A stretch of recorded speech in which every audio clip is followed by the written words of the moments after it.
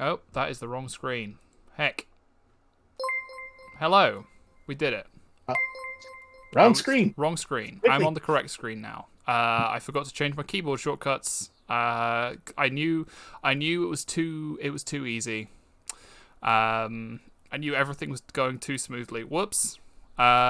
Stuff starts here. Scuff It's starts here. fine. Yeah. And hopefully stops here because now that we're on the correct screen, in theory, everything should be working fine. We hope. We hope. Anyway, welcome, feelings. We're Hello. hello. I'm back with my good friend Burrick. How are you doing, Burrick? I am sleepy. God, I'm so sleepy. Yeah, I mean that's a Yeah, heck of a mood. I'm passing out after this ends, I think. Well, hopefully I won't keep you too long. I think we've got 3 stories each, and then you can go sleep. So, that sounds good. Excellent. Yeah, so just like we've done a couple of times before, we're going to be sharing some ghost stories. Burrick has memorized some things. I'm just going to be reading from books because I'm a big nerd who owns physical media. Hmm. I've got three proper stories and then one bonus story. But before we begin, I would actually like to read you a little excerpt from the Encyclopedia of Ghosts and Spirits by John and Anne Spencer. Didn't know they had an encyclopedia for that. Well, the thing is, right? Whenever I'm reading one of these books, I find it difficult to work out whether it's people who genuinely believe this stuff or people who are just like interested in the folklore and the mythology of it. But I think these two genuinely are like ghost truthists. There are other publications, there are other citations, by the way, include UFOs 1947 to 1987, Phenomenon, Perspectives, and the UFO Encyclopedia. So, yeah, I think it's safe to say that these people are very firmly in the ghost believer Believer camp. camp. Do you believe in ghosts, Burrick? No, I No. guess I don't. No. Yeah. I mean, I'm open to being wrong. I don't personally Oh believe in yeah, no. ghosts, but like uh, in the case of spirituality, I believe that everybody's whatever you believe is your truth. But I also find it interesting when people publish like books that are ostensibly scientific about ghosts. Hello, Jen. Thanks for joining us. So I'm just going to read a quick Hey, excerpt Jen. from this. Uh, from the ghost hunter's point of view, ghost hunting is very different from what many people imagine. Every ghost hunt is different, and we will look at the main reasons for this shortly. But there are certain common features. One thing ghost hunters come to terms with very early on is the knowledge that the vast majority of all vigils will be completely fruitless and without event. In the case of those that do produce events, the excitement is usually confined to 1 or 2 short bursts in an otherwise uneventful period. Yeah, so I was going to read, like, I was hoping that this Encyclopedia of Spirits had, like, actual stories in it, but it's all, like, very dry case files of, like, oh, on this day something spooky happened in a house, and it might have been a ghost. So, Interesting for reading, but not really for yeah. entertainment I mean, value. the way that I approach ghosts is that, like I say, I'm open to being wrong. I don't believe in ghosts, but I don't know. I don't believe in hobbits either, but that doesn't make the Lord of the Rings less compelling, you know. Yeah, exactly. And And one of my like sort of areas of interest as a historian anthropologist is comparative folklore and mythology and things like that. And so just like learning about how different cultures around the world perceive and treat the ideas of the disembodied dead. I just find that interesting. I find it cool. yeah, it's interesting to look at. And like I say, I also don't believe, but if you show me a ghost, I'm I'm open to believing in ghosts. Yeah. I have seen ghosts a couple of times, but I saw them when I was extremely tired, and so it's perfectly likely that what I saw was a dream. Um, but they certainly looked spooky. So, That's pretty much the same as when I've heard ghosts, yeah. which is when I'm very, very, very tired. Yeah, it's So I interesting. probably didn't actually hear any. Interesting that these apparitions only appear to people who are very, very, very tired, isn't it? Very, very, very tired and in the dark, And in the dark. usually. Yeah. No, like, um, it's like the thing about Bigfoot is like if I saw Bigfoot, I would simply take a high resolution in focus photograph of him. Have you noticed that since smartphone cameras got better, cryptid sightings and UFO sightings have gone down? Yeah, I've been very disappointed in the lack of new Nessie photos. God, yeah. Like we had the iconic one from what 1910 or something. Of the log. Of the log, yeah. Yeah, that's a good one. But yeah, we've had like nothing since then. Come on, when are they going to come out with Nessie 2? Anyway, so I have collected stories from. I'm going to tell one from Iceland. I'm going to tell one from England, sort of, with an asterisk. I've got a story by Bram Stoker, who I believe was Irish, but spent a lot of time in England. Irish. And then I've got one from the Highlands. So a bit of a motley crew, and then I have one bonus surprise story. But yeah, that's gonna wait. For now, I'm going to read you an Icelandic story called "The Boy Who Knew No Fear." And I'm gonna mute myself while you do that. Are we sitting comfortably? Then I'll begin. There was once a lad who was a cheeky young daredevil. All those responsible for him, whether they were his parents or other relations, were very worried over this, for however they handled him, they could not teach him to feel scared of anything. When they were forced to give up, they took him to a parish priest who, they thought, would be the best man to have a stern word with the boy and curb his nature. But when the boy came to live with the priest, he very soon showed the same attitude, and could never see any danger in anything, whatever the priest might try. But the boy was never badly behaved or obstinate with him, any more than he had been with the people at home. And so, for some while, the boy lived at the priest's, and the priest made every effort to change him somehow, but never succeeded. One winter day, 3 bodies were brought to the church for burial, but since they arrived late in the day, they were left in the church overnight to be buried the next day. It was the custom in those days to bury bodies without coffins, and that was how these were, in shrouds only.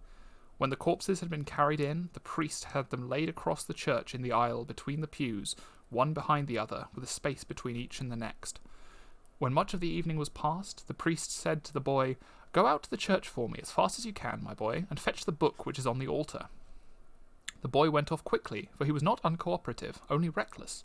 So then he goes out to the church, unlocks it, and means to walk straight in. But as soon as he is a little way from the door, he stumbles over something and falls flat. He is not at all put out, but gropes around in front of him and finds that he has fallen over a dead body, picks it up, and pushes it on a pew out of his way. He then goes a little further in, and falls over the next body. He deals with it in the same way as the first. Then he goes on again, and falls over the third body, and deals with it as with the others, by taking it out of the aisle and throwing it on a pew, after which he goes up to the altar, takes the book, locks the church door, and brings the book to the priest. The priest takes the book, and asks him whether he had noticed anything. The boy said that he had not, and he did not seem in the least dismayed. The priest said, "Well now, didn't you notice the corpses in the church, in the aisle? I forgot to warn you about them." "Oh yes, the corpses," said the boy. "I did notice them, and I wondered what they had to do with you, father." "How did you come to notice them?" says the priest. "They must have been in your way." The boy said, "I don't reckon they were." "How did you manage to get up to the front the front of the church?" says the priest. "I pushed them out of the aisle and onto the pews. They're still lying there." The priest shook his head and said no more. Next morning, when people were up and about, the priest said to the boy, "You'll have to take yourself off from here. I won't keep you in my household, as you're so reckless that you don't shrink from disturbing the repose of the dead." The boy took this calmly, and bade farewell to the priest and his household. After that, he wanders about for some while without a roof over his head, but at one farm where he spent a night, he learned that the Bishop of Skalholt was dead. So he makes a detour and sets off for Skullholt. By the time he got there, night was falling, so he asks for lodging. The answer was that he was welcome to lodge there, but that he would have to rely on himself alone for protection. He asked whether there was a risk, or what the trouble might be. They answered that things had changed there since the bishop's death, and that nobody could bear to stay in the place once darkness fell, and that everyone in the house had had to flee every night since then. "Then I'm all the better pleased to stay," said the boy. Then men told him not to say such things, for it would be no joke to stay. When darkness came, they all began to leave the place, and bade the boy farewell with heavy hearts, for they did not expect to see him again. The boy stayed behind, quite cheerful. When it was quite dark, he lit a lamp. Then he went round the house, exploring it. Finally, he went into the kitchen, where everything was in good order. Fat sides of smoked mutton were hanging from the beams, and everything he saw was of the same fine quality. It was a long time since the boy had tasted smoked mutton, and he began to have a longing for it, as he saw such plenty on every side. He did not want to take a nap, so that he should not be caught unawares by the haunting, and so he decides to go and light the fire, chops wood, and sets a pot of water on the flames, and cuts up a side of mutton to put in it. So far he was none the wiser about the haunting, but when everything is in the pot, he hears a muffled voice up the kitchen chimney, saying, "May I drop in?" He answers, "Why shouldn't you drop in?"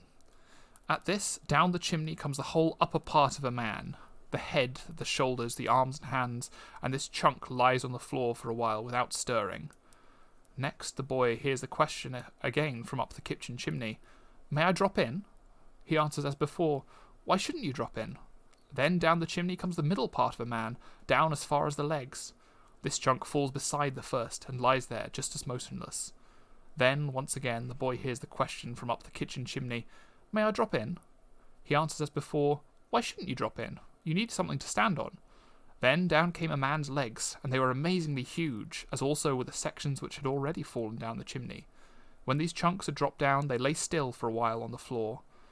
When the boy grew bored with this state of affairs, he went up to the sections and said, "Seeing you're all in now, you'd best get moving." Then all the sections squirmed up to one another and joined together to make a mighty huge man. He took no notice of the boy, but walked straight from the kitchen into the house, and the boy followed this big man wherever he went.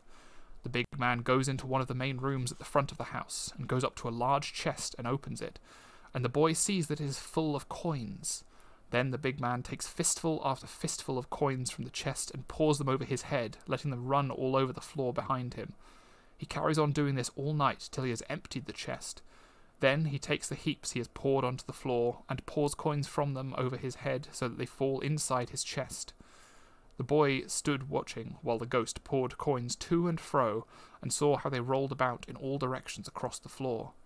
Now the ghost starts gathering them together again, flinging coins into the chest, and sweeping his hands across the floor to find those which had rolled away from the heap, and the boy realizes that he must be thinking how it is getting on for daybreak, and is hurrying as fast as he can. Now there comes a time when the ghost has got all of the coins back in the chest, and the boy thinks he looks as if he's about to leave. Indeed, he is just turning to go out from the hall. The boy told him there was no need to be in such a hurry, but the ghost said there was, for day was breaking. The ghost tried to pass him, but the boy caught a hold of him, meaning to hinder him. So after a while the ghost grew angry, and took a grip on the boy, and said he would not succeed in delaying his departure any longer. The boy grappled with the revenant, but soon learnt that he was no match for him, so he avoided coming to grips, and only guarded himself against serious injuries and falls. This went on for some time. At one moment the ghost had his back to the door, which was open, and was about to lift the boy as high as his chest in order to hurl him down hard. The lad saw what he intended, and knew it would be the death of him. So just as the ghost was gathering all his strength to snatch him up, the boy hurled himself upwards against his chest with such violence that the ghost toppled backwards and lay on his back across the threshold, half in and half out of the room, and the boy landed on top of him as he fell.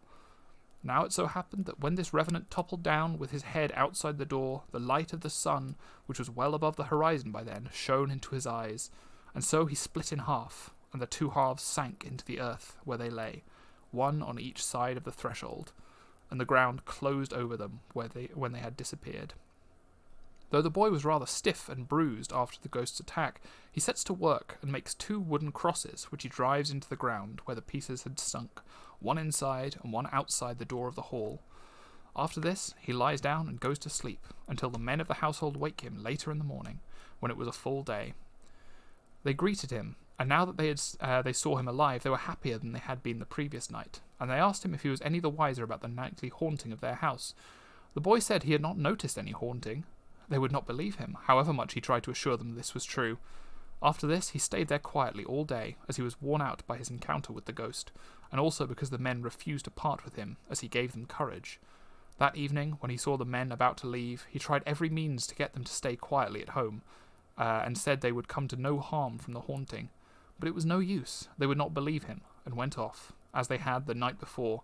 But by his words and encouragement, he had at least contrived that they parted from him without fear. When they had all left the place, the lad got himself food, lay down to rest, and slept till morning. As soon as the men returned the next day, they again questioned him about the haunting, but he said he had noticed nothing, and that in future there would be no need to fear anything of the sort. Then he told the whole tale of the previous night, and showed them the crosses on the floor at the spot where the pieces had sunk, and with this he led the men to the treasure chest. They thanked the boy warmly for his courage, and urged him to accept anything they had, either these coins or other money, as a reward for what he had done, and to stay at Skullholt as long as he liked. He thanked them for this fine offer, but said he had no need of wealth or anything else, nor would he stay any longer. However, he stayed one more night, during which all the people stayed in the house too, and no one came to any harm, either then or later. After this, he left Skullholt, much to everyone's regret, and set off in a straight line for the north. There is no more to tell about him for some while, till one day when he came upon a cave. In he went, and saw 12 beds in a side chamber of the cave, facing one another in 2 rows of 6. These beds were all unmade, and as there was still part of the day left before he need expect the owners of the cave to return, he set to and made all the beds. Having done so, he laid down on the innermost bed of one row, drew the covers carefully over him, and went to sleep. After a while, he is woken by movement in the cave, and hears that many men have come in and are wondering who could have come by and given himself the trouble to make their beds, and they say they are grateful to him. Then, having eaten, they betake themselves to bed, by what he can make out, but when the one whose bed he was laying in went to pull the covers back, he at once noticed the lad. They all thanked him for the good turn he had done, and asked him to stay and give them some help about the home, for they were much in need of it. They were always obliged to leave the cave at sunrise, because otherwise their enemies would come and fight them there, and so they could never stay at home. The boy said he would accept their offer and stay, and then inquired how it came about that they had to go off every day to a battle so stubborn that it never ended. The owners of the cave said that the other men had been enemies of theirs, who had often done evil in times gone by, and that they, the cave dwellers, had always been stronger than them, so that even now they overcame them every evening and killed them. Yet what now happened was that their enemies always came to life again by the morning, and every time they were more terrible and fierce than the time before, and that they would undoubtedly slaughter them all inside the cave if they were not there to face them on the battlefield at sunrise. After that they lay down and slept till morning. As soon as the sun was up, the men left the cave, well armed, and told the lad to see to the cave and the housework, which he promised to do. In the course of the day, the lad went out to a hazel wood in the same direction as he had seen them go in the morning, in order to discover where their meeting place was. As soon as he had set eyes on the battlefield, he ran back to the cave, after which he makes the beds, sweeps the cave, and does everything necessary. In the evening, the owners of the cave came back, weary and worn out, and were glad he had done everything for them, so that they need do nothing but eat and go to bed. So then they all go to sleep, except the lad. He lies awake, wondering whether he can find out how it is that their enemies come to life again by night. As soon as he thinks his comrades are asleep, he gets up, chooses which of their weapons he prefers, and takes them. Then he goes to the battlefield and gets there past midnight. There was nothing to be seen but dead bodies and decapitated heads. He remains there for a long time. Towards dawn, he sees a mound not far from the battlefield open up. Out came a woman wearing a blue cloak and holding a file. He sees her go straight across the field to where the fallen men lay and smear something from the file onto the dead men's headless body, and also onto that part of the neck which was attached to the head, and then set the head back on the trunk, and they at once grew together, and the man came back to life. She did the same to 2 or 3 others, and they too came alive. Then the boy rushed at the old woman and struck her death blow, for now he knew what made the enemies come to life, and after this he slew those who she had revived. Once he had done so, he set to work to prove whether he himself could manage to revive the fallen in the same way as the woman, and he smeared stuff from the file on the stumps, and it worked just as well as before. So now he alternately revived revived the fallen, and slew them again until the sun came up. Then his companions from the cave arrived, ready for battle. They had been distressed that he had disappeared, and some of their weapons too. When they arrived, they thought it a very pleasant change that their enemies should all be lying motionless and dead. Seeing the boy there, they greeted him, and asked how he happened to be there. Then he told them the whole story, and how the elf woman had tried to bring all of the fallen back to life. He showed them the phial of ointment, and took one of the fallen men, smeared ointment on him, and put his head back, at which he came alive as fast as ever, but the boy's comrades killed him at once. The men from the cave thanked him warmly for his courage, and invited him to stay with them as long as he liked, and offered him money for his help. He thanked them for their fine offer, and agreed to stay. After this, all the men from the cave grew so friendly with the boy, and so merry and full of high spirits, that they agreed to find out what it was like to die, so that they could all revive one another. Then they all slew each other and one another, and rubbed ointment on, and so came alive again. They got a great deal of fun out of this. On one occasion, when the boy's head had been cut off and grafted back onto the trunk, his face had been turned backwards and the nape of his neck to the front.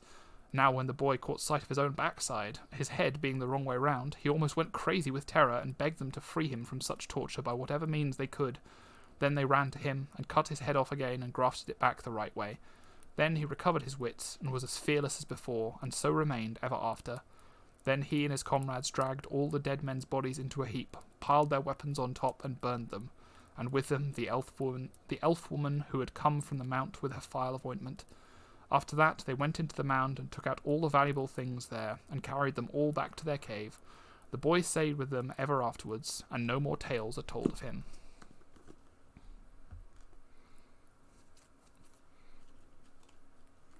There we are. Last bit there. Wasn't there an episode of Hilda that was kind of like that? There's an episode of Hilda like that, yeah. There's I thought so. There's, for anybody watching who hasn't seen Hilda, go and watch Hilda. It's great. It's a lot of it's really good. Icelandic folklore and fairy tales and stuff. But there's an episode where so one of the main characters, David, is really cowardly. But there's an episode where he suddenly has he learns to be fearless, and it causes all sorts of problems, which is a nice subversion of that thing, because in a lot of these older tales, courage is really valuable and cowardice is like the worst possible thing, especially in like Icelandic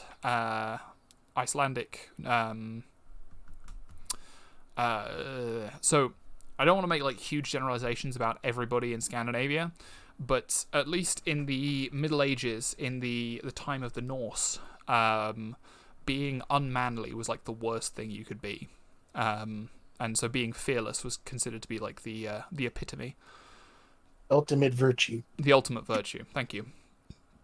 Yeah, so it's got a ghost in it. But it's also got some other weird goings on. Genzuko is saying, love these old stories with the switching of verb tenses and so on. Yeah, I really love this book. It is, let me just grab it and find the date. The date is 1972. But presumably it's a transcription of a much older tale. But yeah, no, I love the wording of some of these older books. Like it definitely gives it a very fairy tale-y feel. Yeah, the old English sort of. Yeah, ye olde English. So yeah, that's my first tale. Yeah, that's pretty much it. Yeah. A lot of the stories in Duchess, the folklore index, folklore archive for Ireland, a lot of them are written in sort of the same kind of feeling, but obviously in more of an Irish kind of dialect. Yeah, because like this was, I don't know who Jacqueline Simpson's first language is.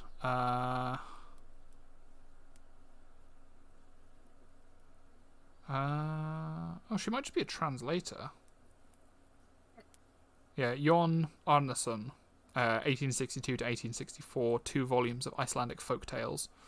So, yeah, that'll do. Yeah, Jacqueline Simpson translated and also selected specific stories, because 2 volumes sounds like a lot, but this book is only 200 pages. Pretty much dead on. Yeah. Easy 200 as far as folktale collections go. Sorry? A breezy 200 Yeah. pages. God, yeah. No, I forgot what I was going to say, but it probably wasn't important.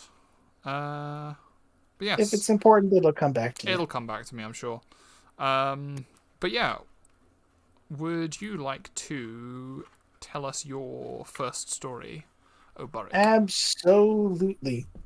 So I've got one later on that's a direct quoted story from the folklore archive.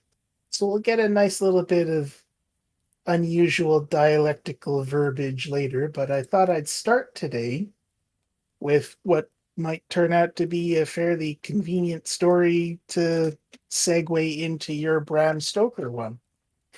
And that is of Avertok, the potential first and only vampire in Irish mythology. Although there is some debate as to whether or not he's a vampire, because there's some blood drinking involved in some of the versions of the story, but they tend to be newer versions. Right. Probably influenced by but I mean, that's the way that folklore tends to go, isn't it? It's very difficult to, like, completely isolate any folk story from its influences. It is. And this will actually come up again later on when I talk about Doulahan, which we'll get into then. Excellent. But yeah, basically just accuracy warning. This technically might not be a vampire. That might be a later 1950s edition. Right. But okay. Yeah, he's still undead. That's the important part. Yeah. Okay. I'm going to mute myself for this one. All right. Sure. So, our story takes place in what would be modern-day Derry, in a small town ruled by a cruel sorcerer chieftain named Avertok. Avertok is a spiteful, jealous, and paranoid man. He was known to execute people for perceived slights, and occasionally just for the hell of it, assuming they'd done something to have annoyed him. One night, he thought his wife might be cheating on him, so he climbed out of his window and shimmied along the castle walls to her window. Along the way there, he slips and dies on impact. In the morning, the townsfolk gather around and find him there, deceased, and before lunch, had him buried. Now, of course, he was still a chieftain, and even though they didn't like him at all, they still thought they should probably bury him in the correct chieftain position, which is standing up perfectly straight. They had him buried, and then went about the rest of their day. The next night, the townsfolk were awoken to loud banging on their doors. When they went to open the door to see who was banging on it, Avertok was standing in the door frame, arisen from his grave. From each person, he demanded they fill a small wooden bowl he was holding with their blood. When each townsfolk obliged, he drank the blood in front of them and asked for the next person's. He then went back to his grave and reburied himself. Now, this happened a couple of nights, and the townsfolk didn't particularly like it. So they sent off a couple of representatives to a nearby village to see if they could get the help of the neighboring chieftain, Cahan. Cahan came by, slew Avertok without much difficulty, buried him again. The townsfolk were happy again, had a nice little party, and then went about their business. Unfortunately, a couple nights later, Avertok rose again and again demanded blood from all of the townsfolk. So Kahan came by again, slew him, buried him, another little party, and went on his way. Avertok again rose from his grave, did the whole blood thing, and at this point, Kahan is thinking maybe this isn't really working. So defeated, he left to consult a local druid. When asked, the druid said, in order to keep Avertok down, you will need to first slay him with a sword carved from the wood of a yew tree, bury him head first, feet sticking up, cover the grave in thorns and ashes, and then finally, on top, lay down a heavy stone. If you do this, he's not going to be able to come back up. So, Khan goes back, gets a sword carved from yew wood, slays Avertok again, and then buries him in the method described by the druid. A couple nights pass, everyone's a little on edge, but nothing. Avertok doesn't come back.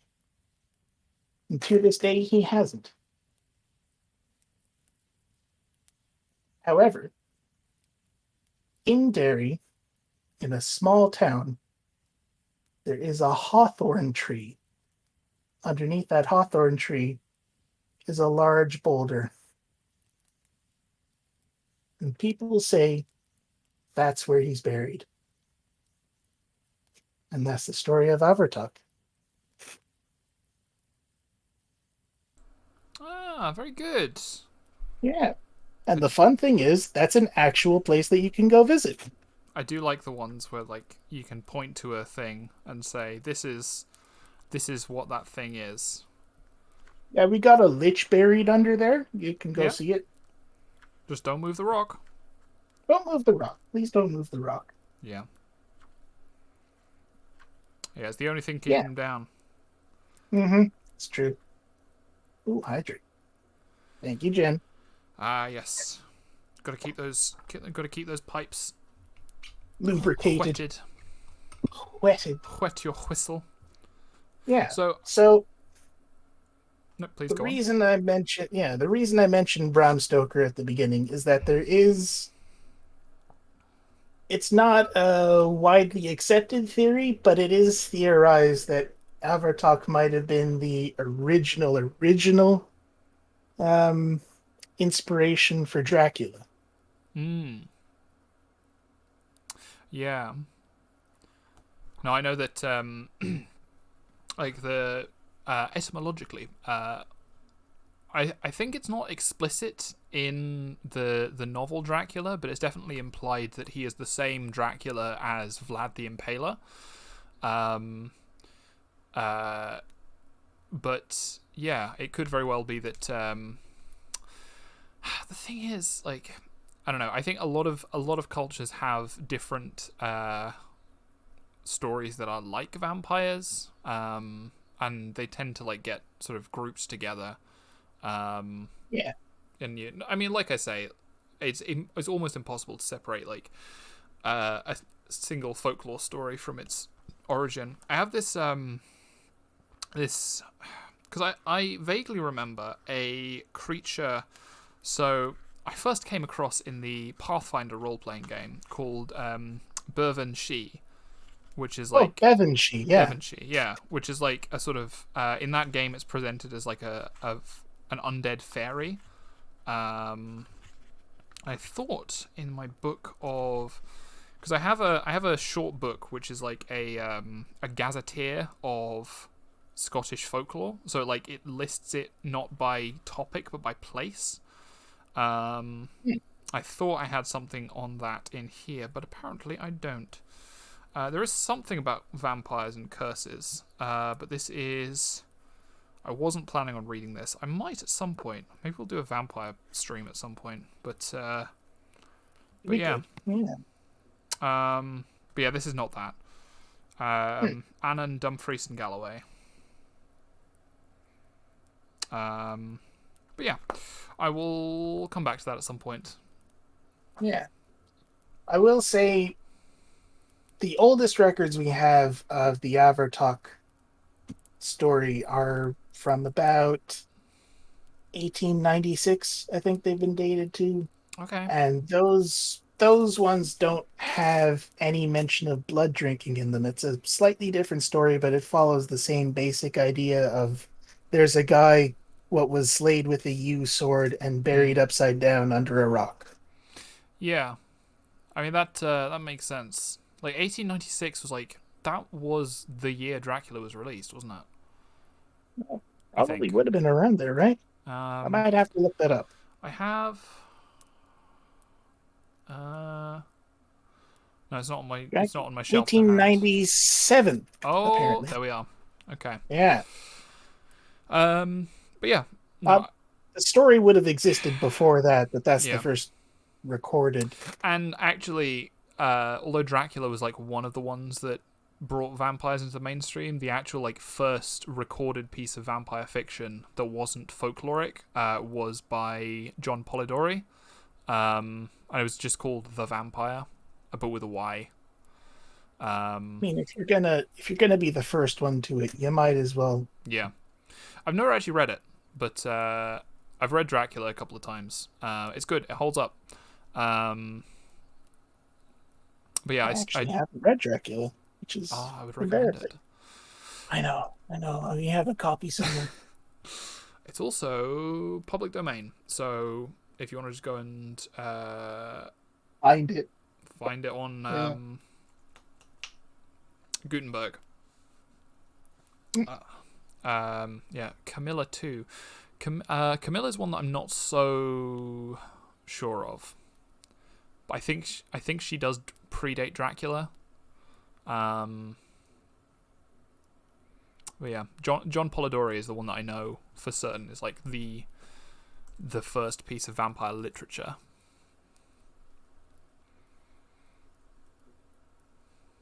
Nice. Yeah.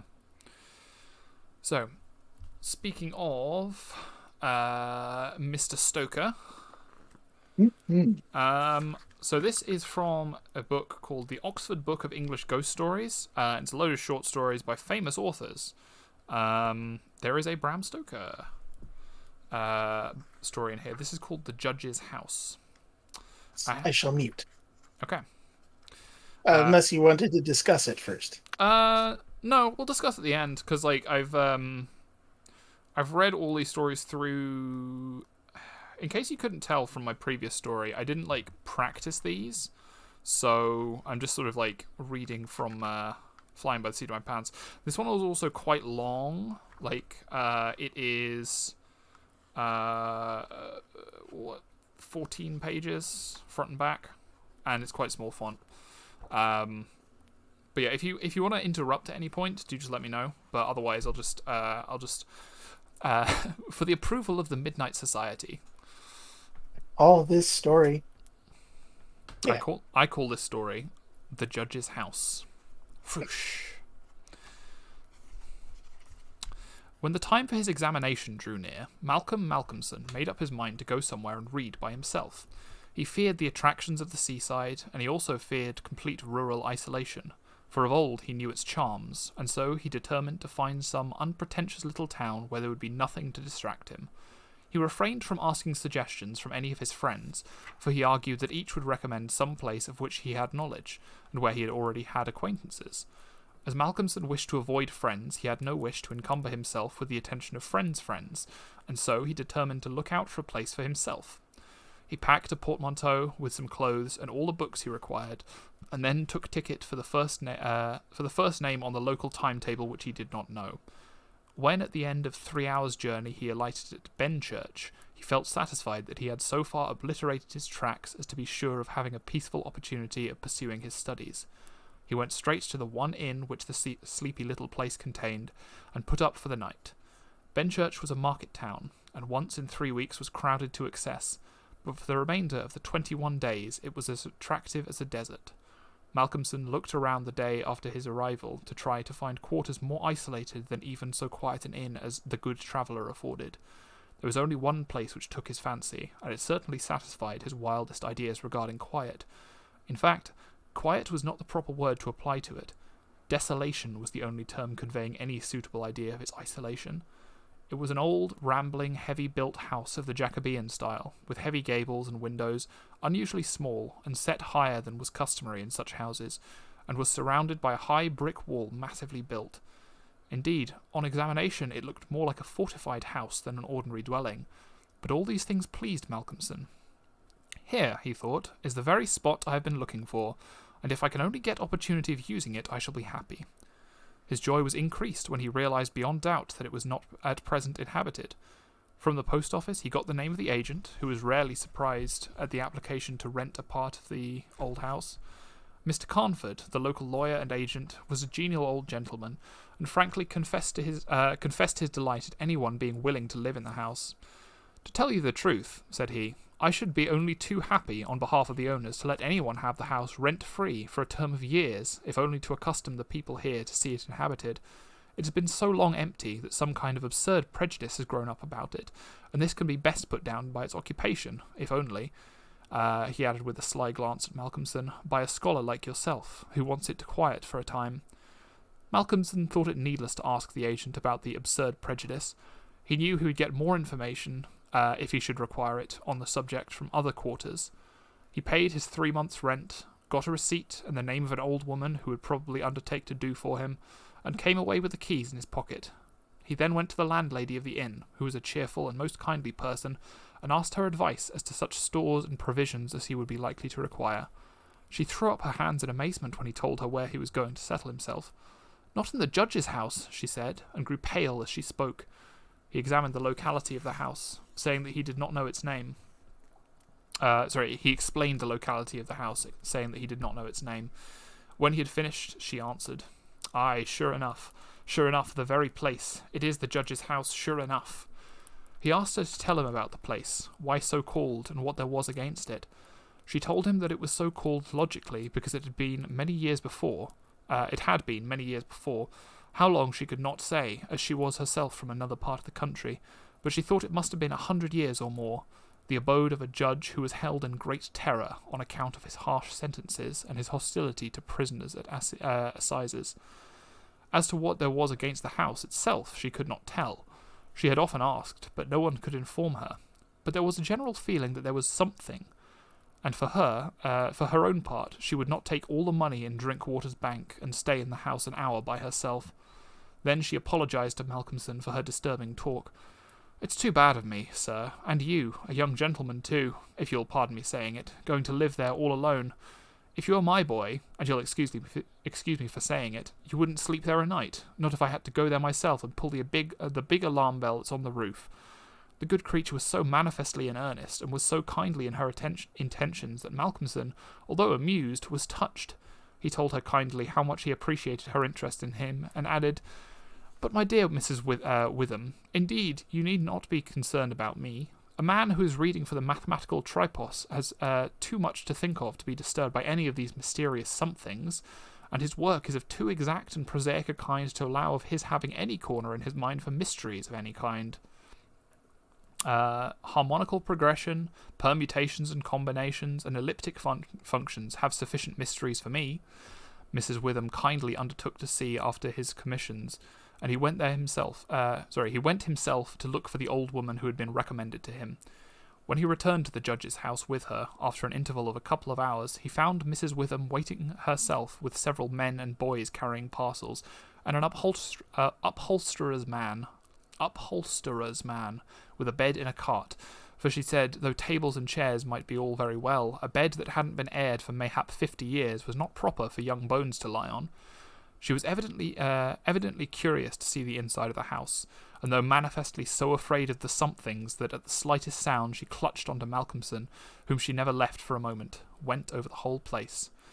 After his examination of the house, Malcolmson decided to take up his abode in the great dining room, which was big enough to serve for all his requirements, and Mrs. Witham, with the aid of the charwoman, Mrs. Dempster, proceeded to arrange matters.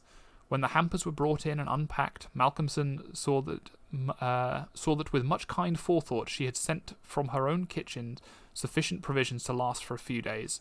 Before going, she expressed all sorts of kind wishes, and at the door turned and said, "And perhaps, sir, as the room is big and draughty, it might be well to have one of those big screens put round your bed at night, though, truth to tell, I would die myself if I were to be so shut in with all kinds of things that put their heads round the sides or over the top and look on me."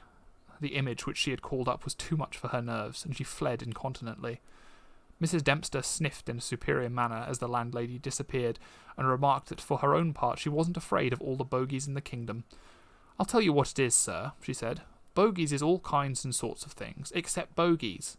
Rats and mice, and beetles, and creaky doors, and loose slates, and broken panes, and stiff drawer handles that stay out when you pull them, and fall down in the middle of the night. Look at the wainscot of the room. It is old, hundreds of years old. Do you think that there's no rats and beetles there? And do you imagine, sir, that you won't see none of them? Rats is bogies, I tell you, and bogies is rats, and don't you get to think anything else." "Mrs. Dempster," said Malcolmson gravely, making her a polite bow, "you know more than a senior wrangler, and let me say that, as a mark of esteem for your indubitable soundness of head and heart, I shall, when I go, give you possession of this house, and let you stay here by yourself for the last 2 months of my tenancy, for 4 weeks will serve my purpose." "Thank you kindly, sir," she answered, "but I couldn't sleep away from home a night. I'm in Greenough's charity, and if I slept a night away from my rooms, I should lose all I have got to live on. The rules is very strict, and there's too many watching for a vacancy for me to run away and run any risks in the matter. Only for that, sir, I'd gladly come here and attend on you altogether during your stay." "My good woman," said Malcolmson hastily, "I have come here on purpose to obtain solitude, and believe me that I am grateful to the late Greenhow for having so organised his admirable charity, whatever it is, that I am perforce denied the opportunity of suffering from such a form of temptation. St. Anthony himself could not be more rigid on the point." The old woman laughed harshly. "Ah, you young gentleman," she said, "you don't fear for naught, and belike you'll get all the solitude you want here."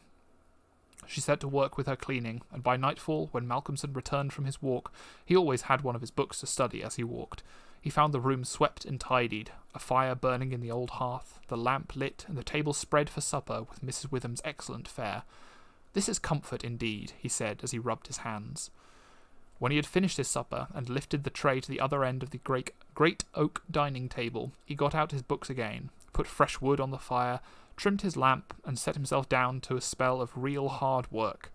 He went on without pause till about 11 o'clock, when he knocked off for a bit to fix his fire and lamp, and to make himself a cup of tea.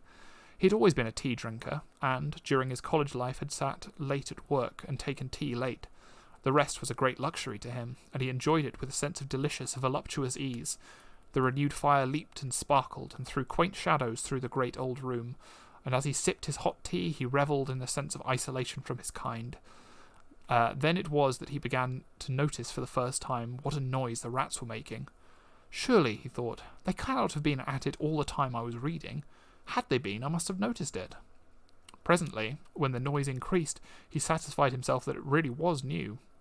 It was evident that at first the rats had been frightened at the presence of a stranger and the light of a fire and lamp, but that as the time went on they had grown bolder and were now disporting themselves as was their wont. How busy they were! And hark to the strange noises. Up and down, behind the old wainscot, over the ceiling and under the floor they raced and gnawed and scratched. Malcolmson smiled to himself as he recalled to mind the saying of Mrs. Dempster, "Bogies is rats, and rats is bogies." The tea began to have its effect of intellectual and nervous stimulus. He saw with joy another long spell of work to be done before the night was past, and in the sense of security which it gave him, he allowed himself the luxury of a good look round the room.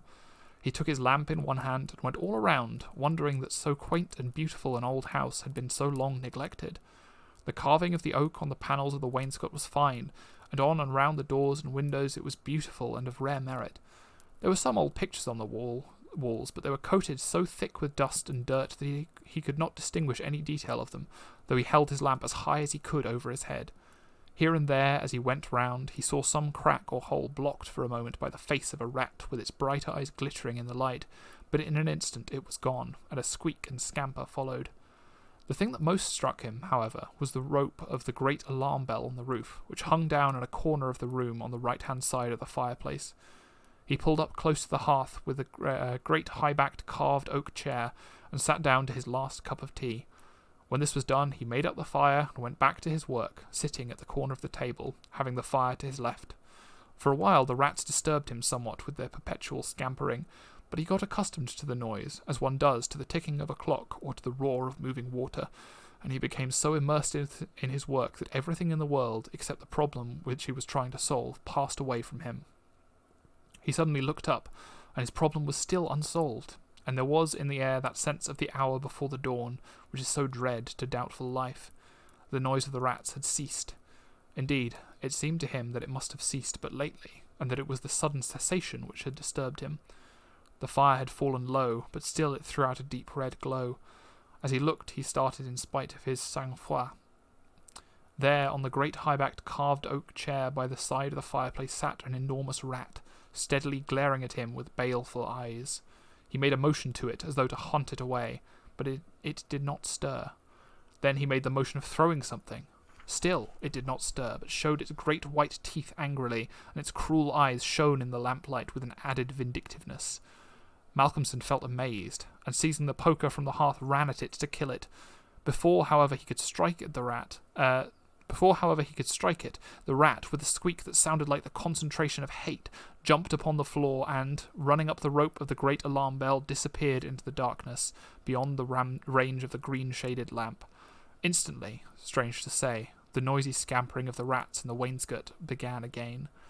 By this time Malcolmson's mind was quite off the problem, and as a shrill cockcrow outside told him of the approach of morning, he went to bed and to sleep. He slept so sound that he was not even waked by Mrs. Dempster coming in to make up his room. It was only when she had tidied up the place and got his breakfast ready, and tapped on the screen which closed in his bed, that he woke. He was a little tired still after his night's hard work, but a strong cup of tea soon freshened him up, and, taking his book, he went out for his morning walk, bringing with him a few sandwiches, lest he should not care to return until dinner-time. He found a quiet walk between high elms some way outside the town, and here he spent the greater part of the day studying his Laplace. On his return he looked in to see Mrs. Witham, and to thank her for her kindness. When she saw him coming through the diamond-paned bay window of her sanctum, she came out to meet him, and asked him in. She looked at him searchingly, and shook her head, and she said, "You must not overdo it, sir. You are paler this morning than you should be. 2 late hours and 2 hard work on the brain isn't good for any man. But tell me, sir, how did you pass the night? Well, I hope." "By my heart, sir, I was glad when Mrs. Dempster told me this morning that you were all right, and sleeping sound when she went in." "Oh, I was all right," he answered, smiling. "The somethings didn't worry me as yet. Only the rats, and they had a circus, I tell you, all over the place. There was one wicked-looking old devil that sat upon my own chair by the fire. I wouldn't go till I took out until I took the poker to him, and then he ran up the rope of the alarm bell and got to somewhere up the wall or the ceiling. I couldn't see where, it was so dark." "Mercy on us," said Mrs. Witham. "An old devil and sitting on a chair by the fireside. Take care, sir, take care. There's many a true word spoken in jest." "How do you mean? 'Pon my word, I don't understand." "An old devil. The old devil, perhaps. There, sir, you needn't laugh," for Malcolmson had broken into a hearty peal. "You young folks think it easy to laugh at things that makes older ones shudder. Never mind, sir, never mind. Please God, you'll laugh all the time. It's what I wish you myself." And the good lady beamed all over in sympathy with his enjoyment, her fears gone for a moment. "Oh, forgive me," said Malcolmson presently. Don't think me rude, but the idea was too much for me, that the old devil himself was on the chair last night." And at the thought he laughed again. Then he went home to dinner. This evening the scampering of the rats began earlier. Indeed, it had been going on before his arrival, and only ceased while his presence by its freshness disturbed them. After dinner he sat by the fire for a while and had a smoke, and then, having cleared his table, began to work as before. Tonight the rats disturbed him more than they had done on the previous night. How they scampered up and down and under and over, how they squeaked and scratched and gnawed, how they, getting bolder by degrees, came to the mouths of their holes and to the chinks and cracks and crannies in the wainscoting, till their eyes shone like tiny lamps as the firelight rose and fell. But to him, now doubtless accustomed to them, their eyes were not wicked, only their playfulness touched him. Sometimes the boldest of them made sallies out on the floor or along the mouldings of the wainscot. Now and again, as they disturbed him, Malcolmson made a sound to frighten them, smiting the table with his hand or giving a fierce "Hesh, hesh," so that they fled straight away to their holes. And so the early part of the night wore on, and despite the noise, Malcolmson got more and more immersed in his work. All at once he stopped, as on the previous night, being overcome by a sudden sense of silence. There was not the faintest sound of gnaw or scratch or squeak. The silence was as of the grave. He remembered the odd occurrence of the previous night, and instinctively he looked at the chair standing close by the fireside, and then a very odd sensation thrilled through him. There, on the great old high-backed carved oak chair beside the fireplace, sat the same enormous rat, steadily glaring at him with baleful eyes. Instinctively he took the nearest thing to his hand, a book of logarithms, and flung it at it. The book was badly aimed, and the rat did not stir, so again the poker performance of the previous night was repeated, and again the rat, being closely pursued, fled up the rope of the alarm bell. Strangely, too, the departure of this rat was instantly followed by the renewal of noise made by the general rat community. On this occasion, as on the previous one, Malcolmson could not see at what part of the room the rat had disappeared. The green shade of his lamp left the upper part of the room in darkness, and the fire had burned low. On looking at his watch, he found it was close on midnight, and, not sorry for the divertissement, he made up his fire and made himself his nightly pot of tea. He had got through a good spell of work, and thought himself entitled to a cigarette, and so he sat on the great carved oak chair before the fire and enjoyed it. Whilst smoking, he began to think that he would like to know where the rat disappeared to, for he had certain ideas for the morrow, not certainly disconnected with a rat trap. Accordingly, he lit another lamp, and placed it so that it would shine well into the right-hand corner of the wall by the fireplace. Then he got all the books he had with him, and placed them handy to throw at the vermin. Finally, he lifted the rope of the alarm bell and placed the end of it on the table, fixing the extreme end under the lamp. As he handled it, he could not help but noticing how pliable it was, especially for so strong a rope, and one not in use. You could hang a man with it, he thought to himself. When his preparations were made, he looked around and said complacently, "There now, my friend, I think we shall learn something of you this time." He began his work again, and though as before somewhat disturbed at first by the noise of rats, soon lost himself to his propositions and problems. Again he was called to his immediate surroundings suddenly. This time it might not have been the sudden silence only which took his attention. There was slight movement of the rope, and the lamp moved. Without stirring, he looked to see if his pile of books was within range, and then cast his eye along the rope. As he looked, he saw the great rat drop from the rope on the oak armchair and sit there glaring at him. He raised a book in his right hand, and taking careful aim, flung it at the rat. The latter, with a quick movement, sprang aside and dodged the missile. He then took another book, and a third, and flung them one after another at the rat, but each time unsuccessfully. At last he stood with the book poised in his hand to throw. The rat squeaked and seemed afraid. This made Malcolmson more than ever eager to strike, and the book flew and struck the rat a resounding blow. It gave a terrified squeak, and turning on its pursuer a look of terrible malevolence, ran up the chair back, and made a great jump to the rope of the alarm bell, and ran up it like lightning. The lamp rocked over under the sudden strain, but it was a heavy one, and did not topple over. Malcolmson kept his eyes on the rat, and saw it by the light of the second lamp leap to a moulding of the wainscot, and disappear through a hole in one of the great pictures which hung on the wall, obscured and invisible through its coating of dirt and dust. "I shall look up my friend's habitation in the morning," said the student, as he went over to collect his books. "The third picture from the fireplace. I shall not forget."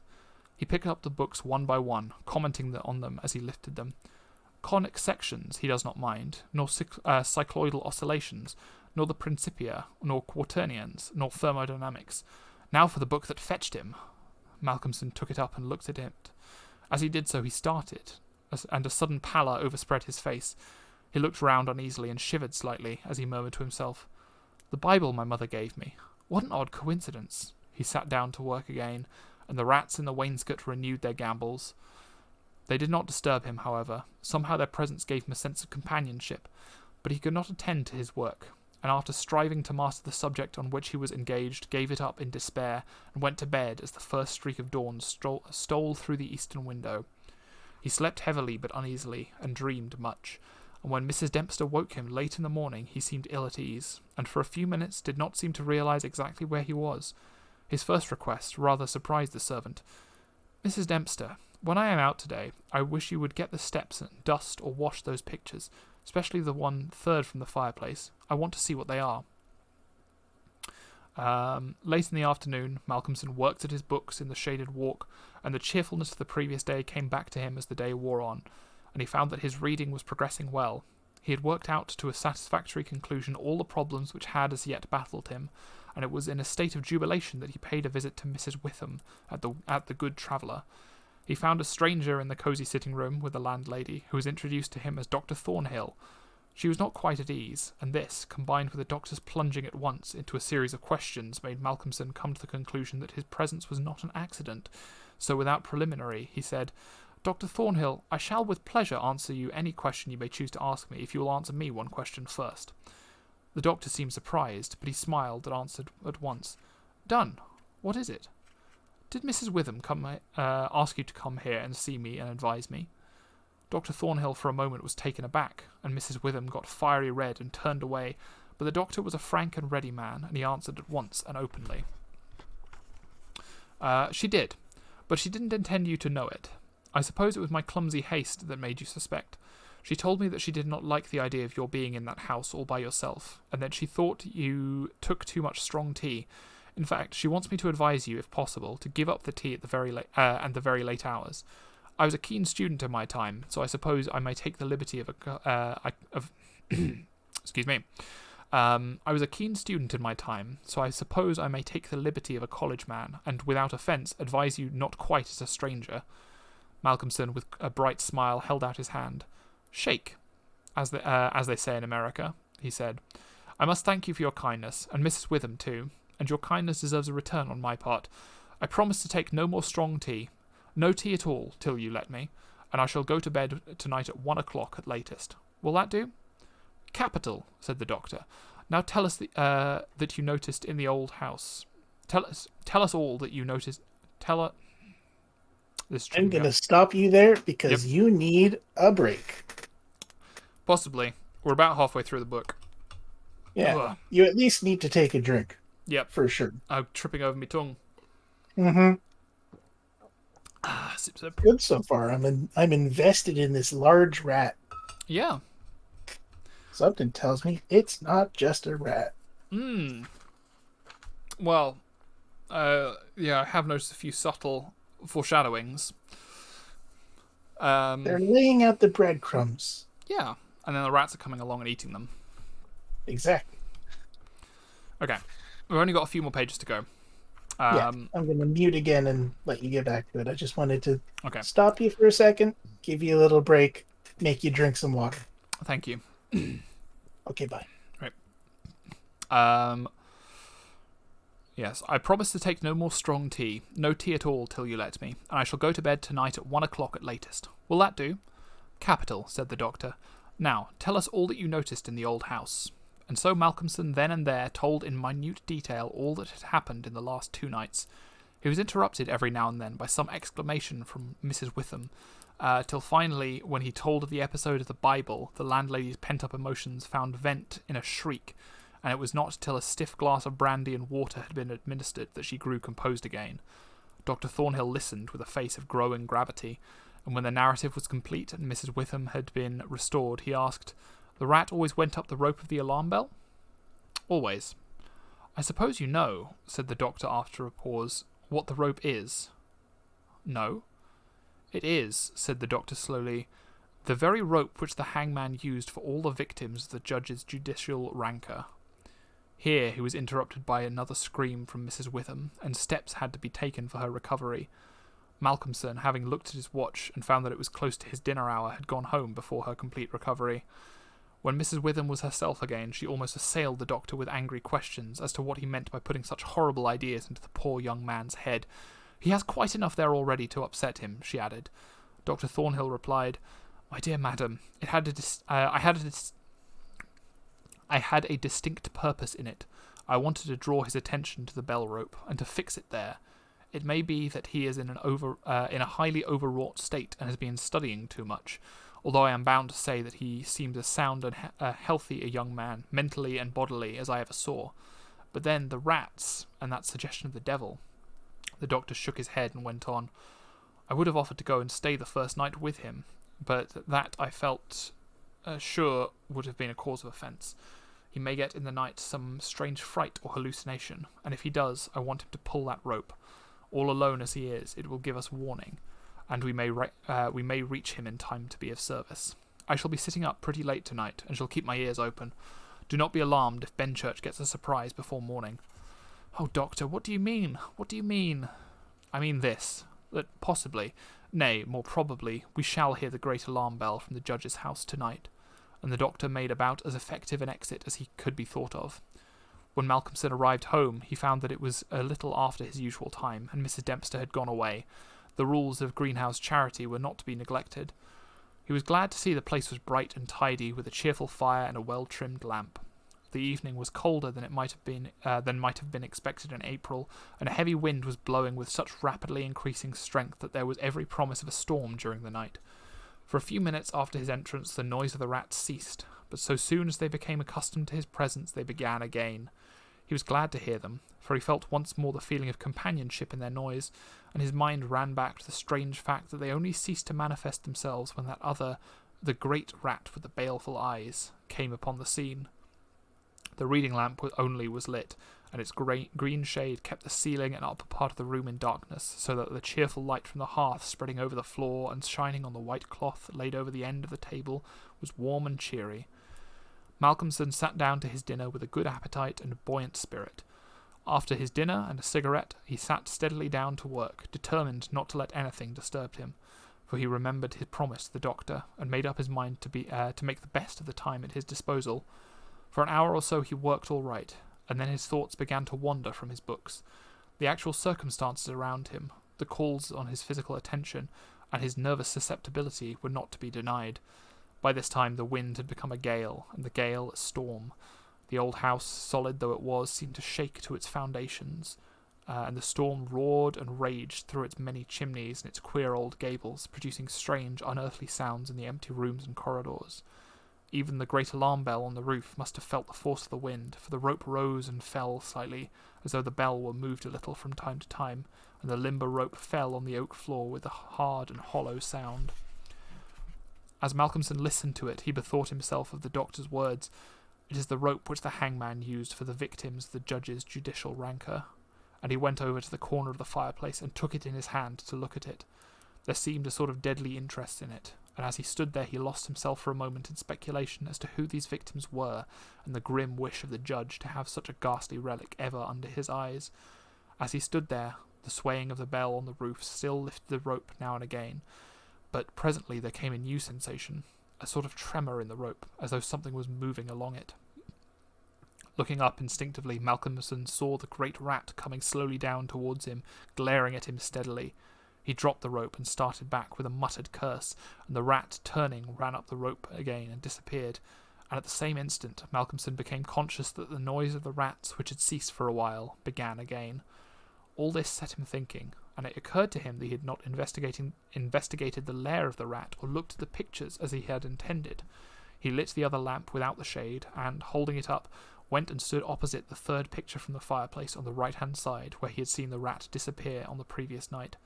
At the first glance he started back so suddenly that he almost dropped the lamp, and a deadly pallor overspread his face. His knees shook, and heavy drops of sweat came on his forehead, and he trembled like an aspen. But he was young and plucky, and pulled himself together, and after the pause of a few seconds, stepped forward again, raised the lamp, and examined the picture, which had been dusted and washed, and now stood out clearly. It was of a judge, dressed in his robes of scarlet and ermine. His face was strong and merciless, evil, crafty, and vindictive, with a sensual mouth, hooked nose of ruddy colour, and shaped like the beak of a bird of prey. The rest of his face was of a cadaverous colour. The eyes were of peculiar brilliance, and with a terribly malignant expression. As he looked at them, Malcolmson grew cold, for he saw there the very counterpart of the eyes of the great rat. The lamp almost fell from his hand. He saw the rat with its baleful eyes peering out through the hole in the corner of the picture, and noted the sudden cessation of the noise of the other rats. However, he pulled himself together, and went on with his examinations of the picture. The judge was seated in a great, high-backed, carved oak chair on the right-hand side of a great stone fireplace where, in the corner, a rope hung down from the ceiling, its end lying coiled on the floor. With a feeling of something like horror, Malcolmson recognised the scene of the room as it stood, and gazed around him in an awestruck manner, as though he expected to find some strange presence behind him. Then he looked over to the corner of the fireplace, and with a loud cry he let the lamp fall from his hand. There, in the judge's armchair, with the rope hanging behind, sat the rat with the judge's baleful eyes, now intensified and with a fiendish leer. Save for the howling of the storm, without there was silence. The falling lamp recalled Malcolmson to himself. Fortunately, it was of metal, and so the oil was not spilt. However, the practical need of attending to it settled at once his nervous apprehensions. When he had turned it out, he wiped his brow and thought for a moment. "This will not do," he said to himself. "If I go on like this, I shall become a crazy fool. This must stop. I promised the doctor I would not take tea. Faith, he was pretty right. My nerves must have been getting into a queer state. Funny I did not notice it. I never felt better in my life. However, it is all right now, and I shall not be such a fool again." Then he mixed himself a good stiff glass of brandy and water and resolutely sat down to his work. It was nearly an hour when he looked up from his book, disturbed by the sudden stillness. Without, the wind howled and roared louder than ever, and the rain drove in sheets against the windows, beating like hail on the glass. But within there was no sound whatever, save the echo of the wind as it roared in the great chimney, and now and then a hiss as a few raindrops found their way down the chimney in a lull of the storm. The fire had fallen low and ceased to flame, though it threw out a red glow. Malcolmson listened attentively, and presently heard a thin, squeaking noise, very faint. It came from the corner of the room where the rope hung down, and he thought it was the creaking of the rope on the floor as the swaying of the bell raised and lowered it. Looking up, however, he saw in the dim light the great rat clinging to the rope and gnawing it. The rope was already nearly gnawed through. He could see the lighter colour where the strands were laid bare. As he looked, the job was completed, and the severed end of the rope fell clattering on the oaken floor, whilst for an instant the great rat remained like a knob or tassel at the end of the rope, which now began to sway to and fro. Malcolmson felt for a moment another pang of terror, as he thought that now the possibility of calling the outer world to his assistance was cut off, but an intense anger took its place, and seizing the book he was reading, he hurled it at the rat. The blow was well aimed, but before the missile could reach it, the rat dropped off and struck the floor with a soft thud. Malcolmson instantly rushed over towards it, but it darted away and disappeared in the darkness and the shadows of the room. Malcolmson felt that his work was over for the night, and determined then and there to vary the monotony of the proceedings by a hunt for the rat, and took off the green shade of the lamp so as to ensure a wider spreading light. As he did so, the gloom of the upper part of the room was relieved, and in the new flood of light, great by comparison with the previous darkness, the pictures on the walls stood out boldly. From where he stood, Malcolmson saw right opposite to him the third picture on the wall from the right of the fireplace. He rubbed his eyes in surprise, and then a great fear began to come upon him. In the centre of the picture was a great irregular patch of brown canvas, as fresh as when it was stretched on the frame. The background was as before, with chair and chimney corner and rope, but the figure of the judge had disappeared. Malcolmson, almost in a chill of horror, turned slowly round, and then he began to shake and tremble like a man in a palsy. His strength seemed to have left him, and he was incapable of action or movement, hardly even of thought. He could only see and hear. There, on the great high-backed carved oak chair sat the judge in his robes of scarlet and ermine, with his baleful eyes glaring vindictively, and a smile of triumph on the resolute, cruel mouth, as he lifted with his hands a black cap. Malcolmson felt as if the blood was running from his heart, as one does in moments of prolonged suspense. There was a singing in his ears. Without, he could hear the roar and howl of the tempest, and through it, swept on the storm, came the striking of midnight by the great chimes in the marketplace. He stood for a space of time that seemed to him endless, still as a statue with wide-open, horror-struck eyes, breathless. As the clock struck, so the smile of triumph on the judge's face intensified, and at the last stroke of midnight he placed the black cap on his head. Slowly and deliberately the judge rose from his chair and picked up the piece of rope of the alarm bell which lay on the floor, drew it through his hands as if he enjoyed its touch, and then deliberately began to knot one end of it, fashioning it into a noose. This he tightened and tested with his foot, pulling hard at it till he was satisfied, and then, making a running noose of it, which he held in his hand, he began to move along the table on the opposite side to Malcolmson, keeping his eyes on front of the door. Malcolmson then began to feel that he was trapped and tried to think of what he should do. There was some fascination in the judge's eyes, which he never took off him, and he had, perforce, to look. He saw the judge approach, still keeping between him and the door, and raise the noose and throw it towards him as if to entangle him. With great effort he made a quick movement to one side and saw the rope fall beside him, and heard it strike the oaken floor. Again the judge raised the noose and tried to ensnare him, ever keeping his baleful eyes fixed on him, and each time by a mighty effort the student just managed to evade it. So this went on for many times, the judge seeming never discouraged nor discomposed at failure, but playing as a cat does with a mouse.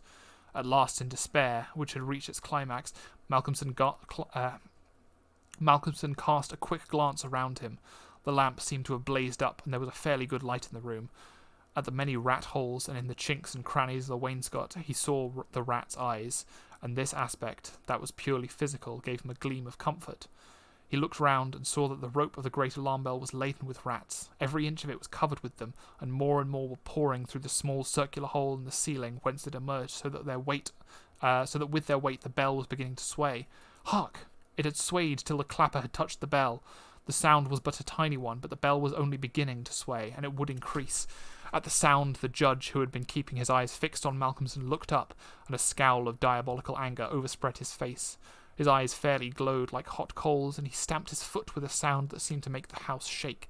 A dreadful peal of thunder broke overhead as he raised the rope again, whilst the rats kept running up and down the rope as though working against time. This time, instead of throwing it, he drew close to his victim and held open the noose as he approached. As he came closer, there seemed something paralysing in his very presence, and Malcolmson stood rigid as a corpse.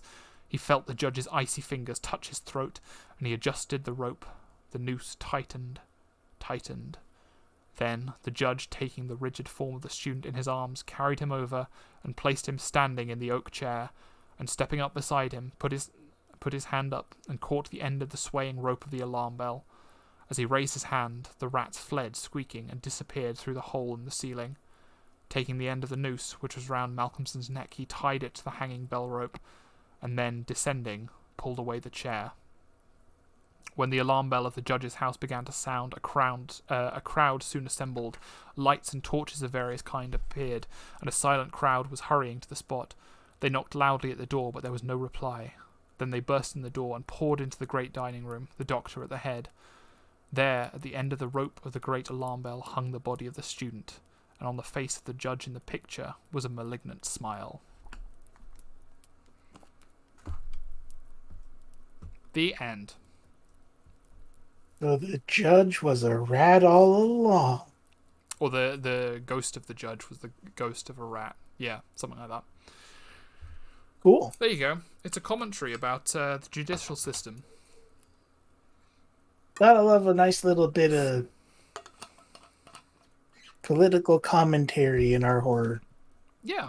I mean, all the best horror has like some element of political commentary. You know? Yeah. Because they I know I said horror, that sort of sarcastically, but I do actually mean it. Horror does speak to societal fears, you know? Like, there's a great video on YouTube about, like, and this is something that I will talk about a little bit later, but a lot of... maybe the real judge was the rat we found along the way. There's this discussion of like American ghost stories versus English ghost stories, because a lot of American ghost stories are found in the wilderness, in the frontier, while lots of English ghost stories take place in urban areas, in cities, because they speak to, you know, the societal fears at the time. You know, America, from its very founding, there was a lot of manifesting destiny and a lot of atrocities being committed and humanity being lost. While in England, with the Industrial Revolution, factories in cities were where we lost our humanity in that sense. So yeah, I think horror has always been a way of expressing societal fears. But yeah, spooky, Judge. Yeah. That was actually quite spooky. That was pretty good. Yeah. Well done, Bram Stoker. Turns out you're good at writing horror after all. Yeah. And this is the one piece of evidence we needed, you know? Yeah. Bram Stoker never wrote anything else spooky. No. Yep. He's only known for this one rat story. This one rat story, and that's it. All right, that was the Mm, longest of my stories. Um, my next one is much shorter. Um, yeah, but yeah, so that's a bit of Bram Stoker. Um, yeah. You're good for bulking out this stream because if your stories were as long as mine, we'd be done already. yeah, I mean, we maybe one of these days we'll do like a rapid fire horror story stream where we just do like you have exactly 1 minute to tell a story. Go. Wouldn't be too bad, honestly. Yeah. But actually, coming back to like different depictions and cultures of ghost stories, Mm. there's a distinct divide in Irish stories that depict the devil and what he's like, Oh really? depending on your socioeconomic status of who's telling the story, Mm. which I will come back to when I end on the story that actually contains the devil. Okay. Yeah.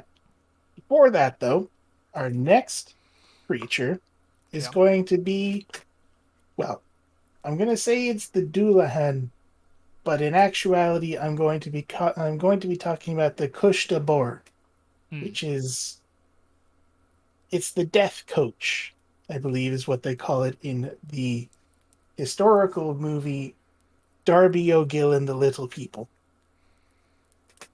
Okay. I'll mute Which, myself for this one. if you haven't seen that, and yeah, go ahead and mute. If you have not seen Darby O'Gill and the Little People, I hate to say this, but genuinely do go watch it because it's a very fun, very offensive movie, and it's on Disney Plus. But it does contain one of the better depictions of a banshee and the Kushtabor. Now, while we're on that subject, I will start with the Kushtabor and then go into the Dullahan and then come back to the Kushtabor. Now, the Kushtabor is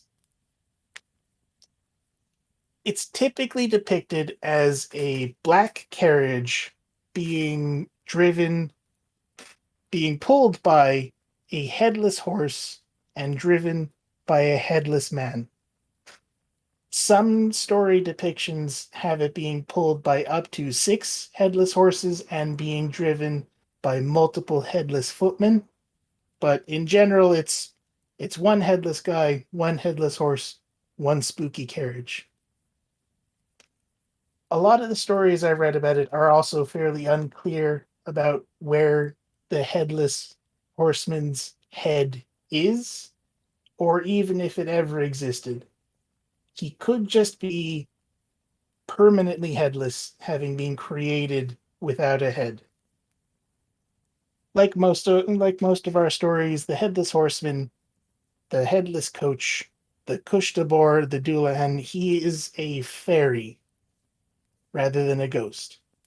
There's actually not a lot of ghosts that pop up in our stories. They're usually fairies, although we do get the occasional undead, like in Avatar, actually. So I'm glad I started with that one. The Kushtabor is most often masculine. There are some stories where they're feminine, but they're less popular. Um, like the Banshee, which I mentioned earlier, they're a portent of death.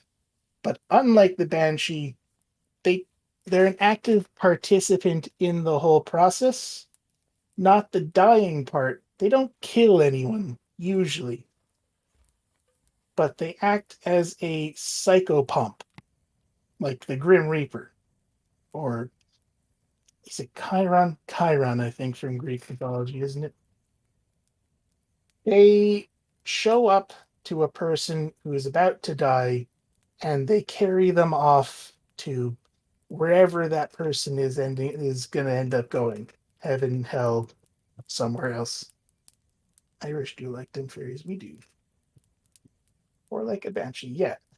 Banshee, as we mentioned in a previous story stream, are predictors of death, exclusively. They have no effect on the person who's going to die. They're preemptively mourning a person's death. But the Kushtabar shows up to carry away a soul.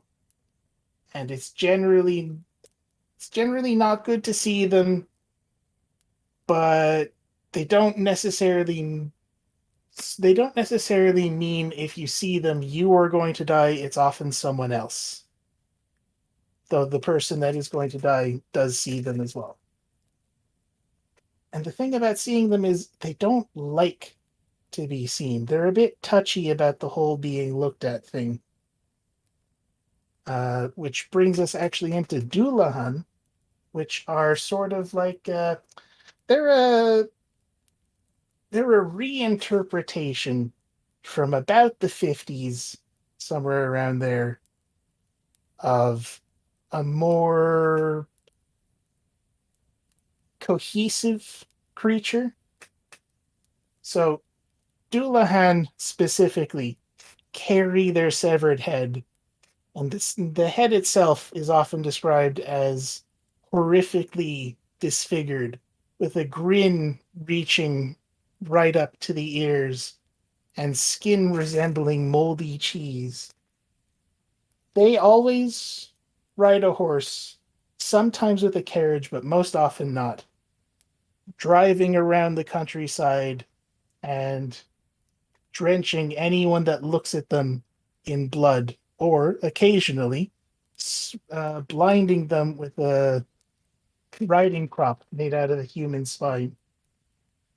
There is also a suggestion that they are afraid of gold, but unlike werewolves or vampires with an aversion to a pure metal like silver, or fairies coming into contact with iron and feeling pain, Doulahan are irrationally afraid of gold. It doesn't do anything to them, they're just scared of it.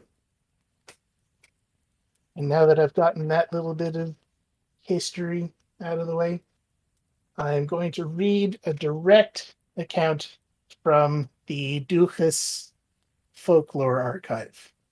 So, Fado Fado, there lived near the cross of Ballinvrina in County Limerick a woman who said she did not believe in the headless coach, the Cushtavar. One night she was sitting by the fire with her friends, talking about the coach. She told them she did not believe in it, and she boasted that she would remain up and watch for it. Her friends went to bed, and she remained up watching for the coach. When it was near midnight, she put her head out of the window and heard the noise of horses coming along. When they came near her, she heard the noise and saw a small carriage drawn by two headless horses and two men sitting on top of the carriage with their heads under their arms.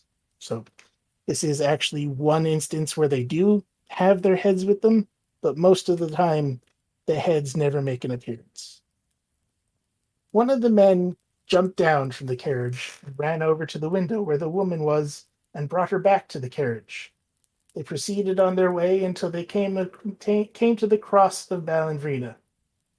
The man threw her down from the carriage and left her on the road.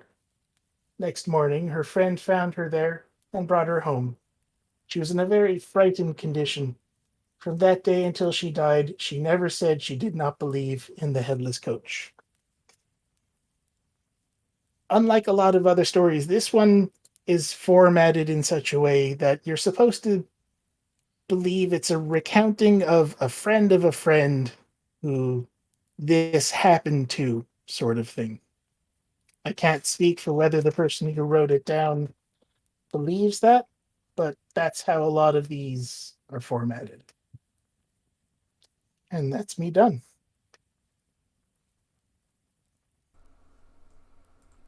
Wonderful. Yeah, Yeah. I like how a lot of folk stories, and a lot of urban legends as well are like, oh, I know a guy who told me that a friend of a friend said that somebody told them this, sort of thing. That it's multiple degrees removed from the teller, My friend's wife's grandmother had this happen to a friend of hers, sort of Yeah, thing. that sort of thing. And it's good for like alleviating like because like stories like these are mimetic, you know? Like one person will tell them and add their own twists to it, and another person will like misremember some details and stuff like that. So it's the fact that they're so disconnected from like the original source is what gives them so much of the appeal. You know, most stories were spoken and not written. You're absolutely right. Like That's for exactly what in these are. yeah in Ireland and Scotland and most of England and most of human history, writing has been not very accessible, even in cultures that have writing. Um, it's quite often like gate kept. I know that a lot of languages across the world, the very first book that was written in that language was the Bible, and a lot of groups across Europe were very eager to accept Christianity because Christian missionaries brought literacy with them. Um, and yeah, for a long These time, like are, which is actually where we get a lot of our sources for mythic era mythology for Ireland mm, is from monastic sources. yeah, absolutely. I mean, we talk about um, in a lot of like Irish folk stories. There's like mentions of the devil specifically, and the same thing in like Scottish folklore. Is like a lot of it's like the Christian devil and praying to particular saints for blessings and things like that. Um, Yeah, I mean, even the Norse mythology, Snorri Sturluson was a Christian when he was writing down the Prose Edda, um, and so like the quote unquote canon of Norse mythology was written long after it stopped being current and by somebody who was very firmly influenced by uh, other faiths. So, it's this. Yeah, it's the same in Ireland. mm, There's all sorts of funny additions and reworkings of mythological canon to make it fit into Christian stories. mm. If Like I even a lot of the stories that I read, uh, they end with someone saving the day in some fashion. And in Avatar, that was Kahan, the neighboring chieftain. But mm, in other versions, it's any number of saints or just even Saint Patrick himself, because he gets shoved into the end of every story. lots of indigenous stories are lost because of this. Many Native American tales are lost, or there's debate about anthologizing them. Yeah, I Mm. mean that's something that like really saddens me as a historian. Like I feel like we should be writing things down, but there's a quote from so you know Julius Caesar came to Britain and had lots of opinions on everything. Um, he wrote specifically about the Druids, and he said that Druids never wrote anything down because they felt that being able to remember things was so important. And also, they didn't want anybody else getting their hands on Druid lore. Um, so yeah, like a lot of cultures either don't write things down or can't write things down, and it is saddening in a way. Um, but yeah, I think we just have to celebrate what we have.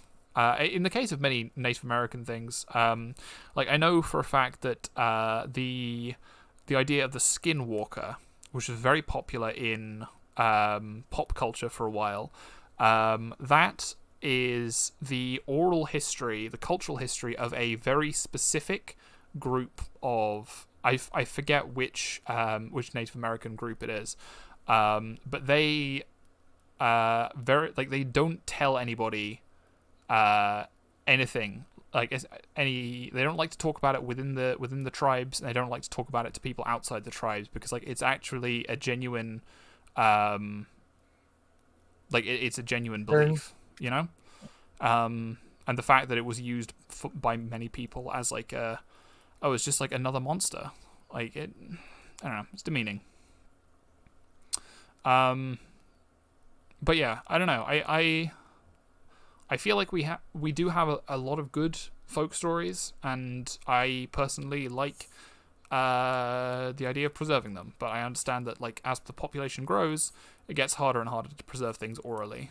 The other thing about folk tales as well, of course, is that I mentioned a lot of late editions and not entirely authentic aspects of some of the tales, like the editions of saints, in or even the creation of Doulahan or anything like Hmm. that. But the thing about it is that if it enters the canon of folktales, it can't be inauthentic because it is just now a folktale. Yeah. Yeah.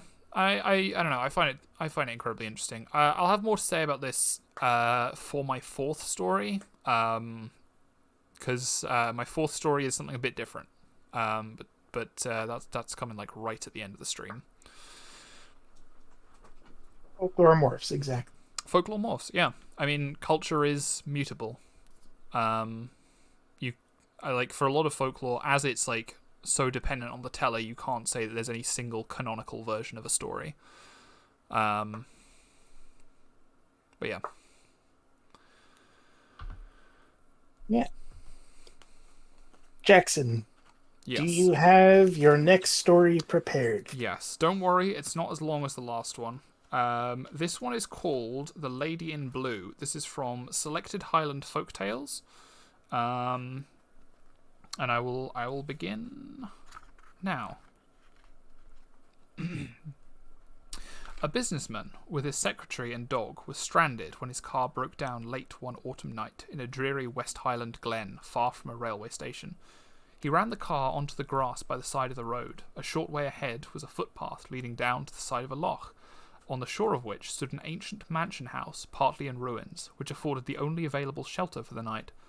After making their way past a disused churchyard, they crossed a windswept moor with here and there long grey slabs of rock and heather which dipped down to the water's edge, and at last they reached the house.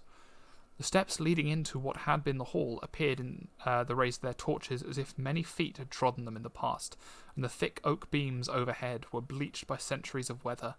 These beams supported what appeared to have been the heavily timbered floor of a large room on the right of the staircase.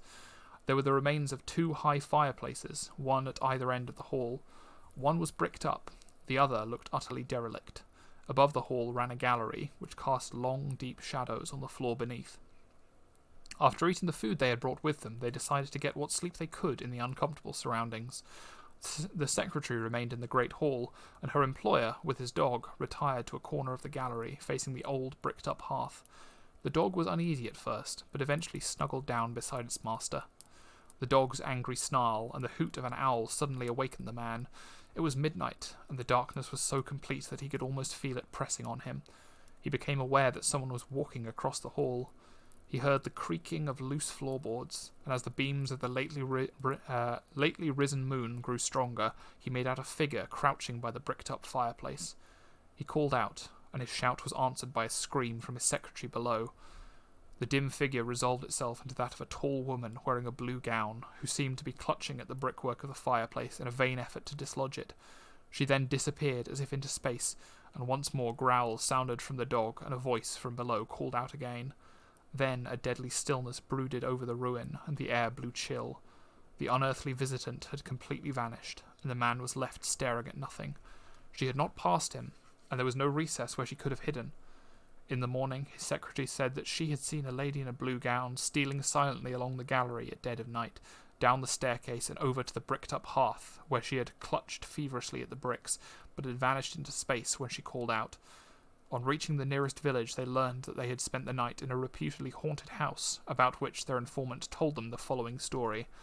The laird who owned the house long ago was an exceedingly jealous man. His wife was very beautiful, and was much in love with someone else, whom she used to meet in secret. Their secret meetings went on for some time, but returning home unexpectedly one evening after dark, the laird found his wife absent, and going in search of her, found her in her lover's arms somewhere in the grounds of the castle. He concealed himself in the shadows and took note of their actions. Unwanted bustle in the courtyard warned the lovers of the laird's...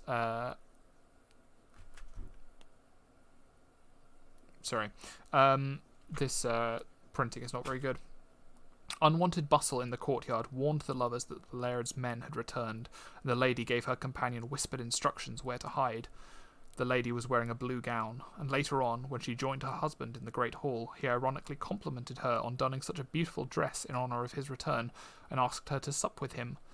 Meantime, his men ran all over the grounds with torches in hand to discover the whereabouts of her lover, but were unsuccessful. It was a cold night, and the laird called for a second fire to be lit. The lady cried out that this was quite unnecessary and a waste of fuel, but her apprehensive glances towards the second fireplace had told her husband all he needed to know about her lover's hiding place. He at once agreed with her that 2 fires were necessary, and gave orders for the fireplace on the east side to be bricked up at once. It was sealed in front of her eyes, while her husband feasted in the best of humour. At dead of night she came down to try to pull out the bricks to free her lover, who had concealed himself in the wide chimney, but by that time the mortar had hardened, and he was consigned to a lingering death from hunger and thirst in the bricked-up prison. She tried for several nights in succession to free him, but without avail, and finally she pined away and died. According to local tradition, the unhappy shade of the lady in blue haunts the tomb of her lover to this day, clutching at the brickwork in a vain endeavour to free him.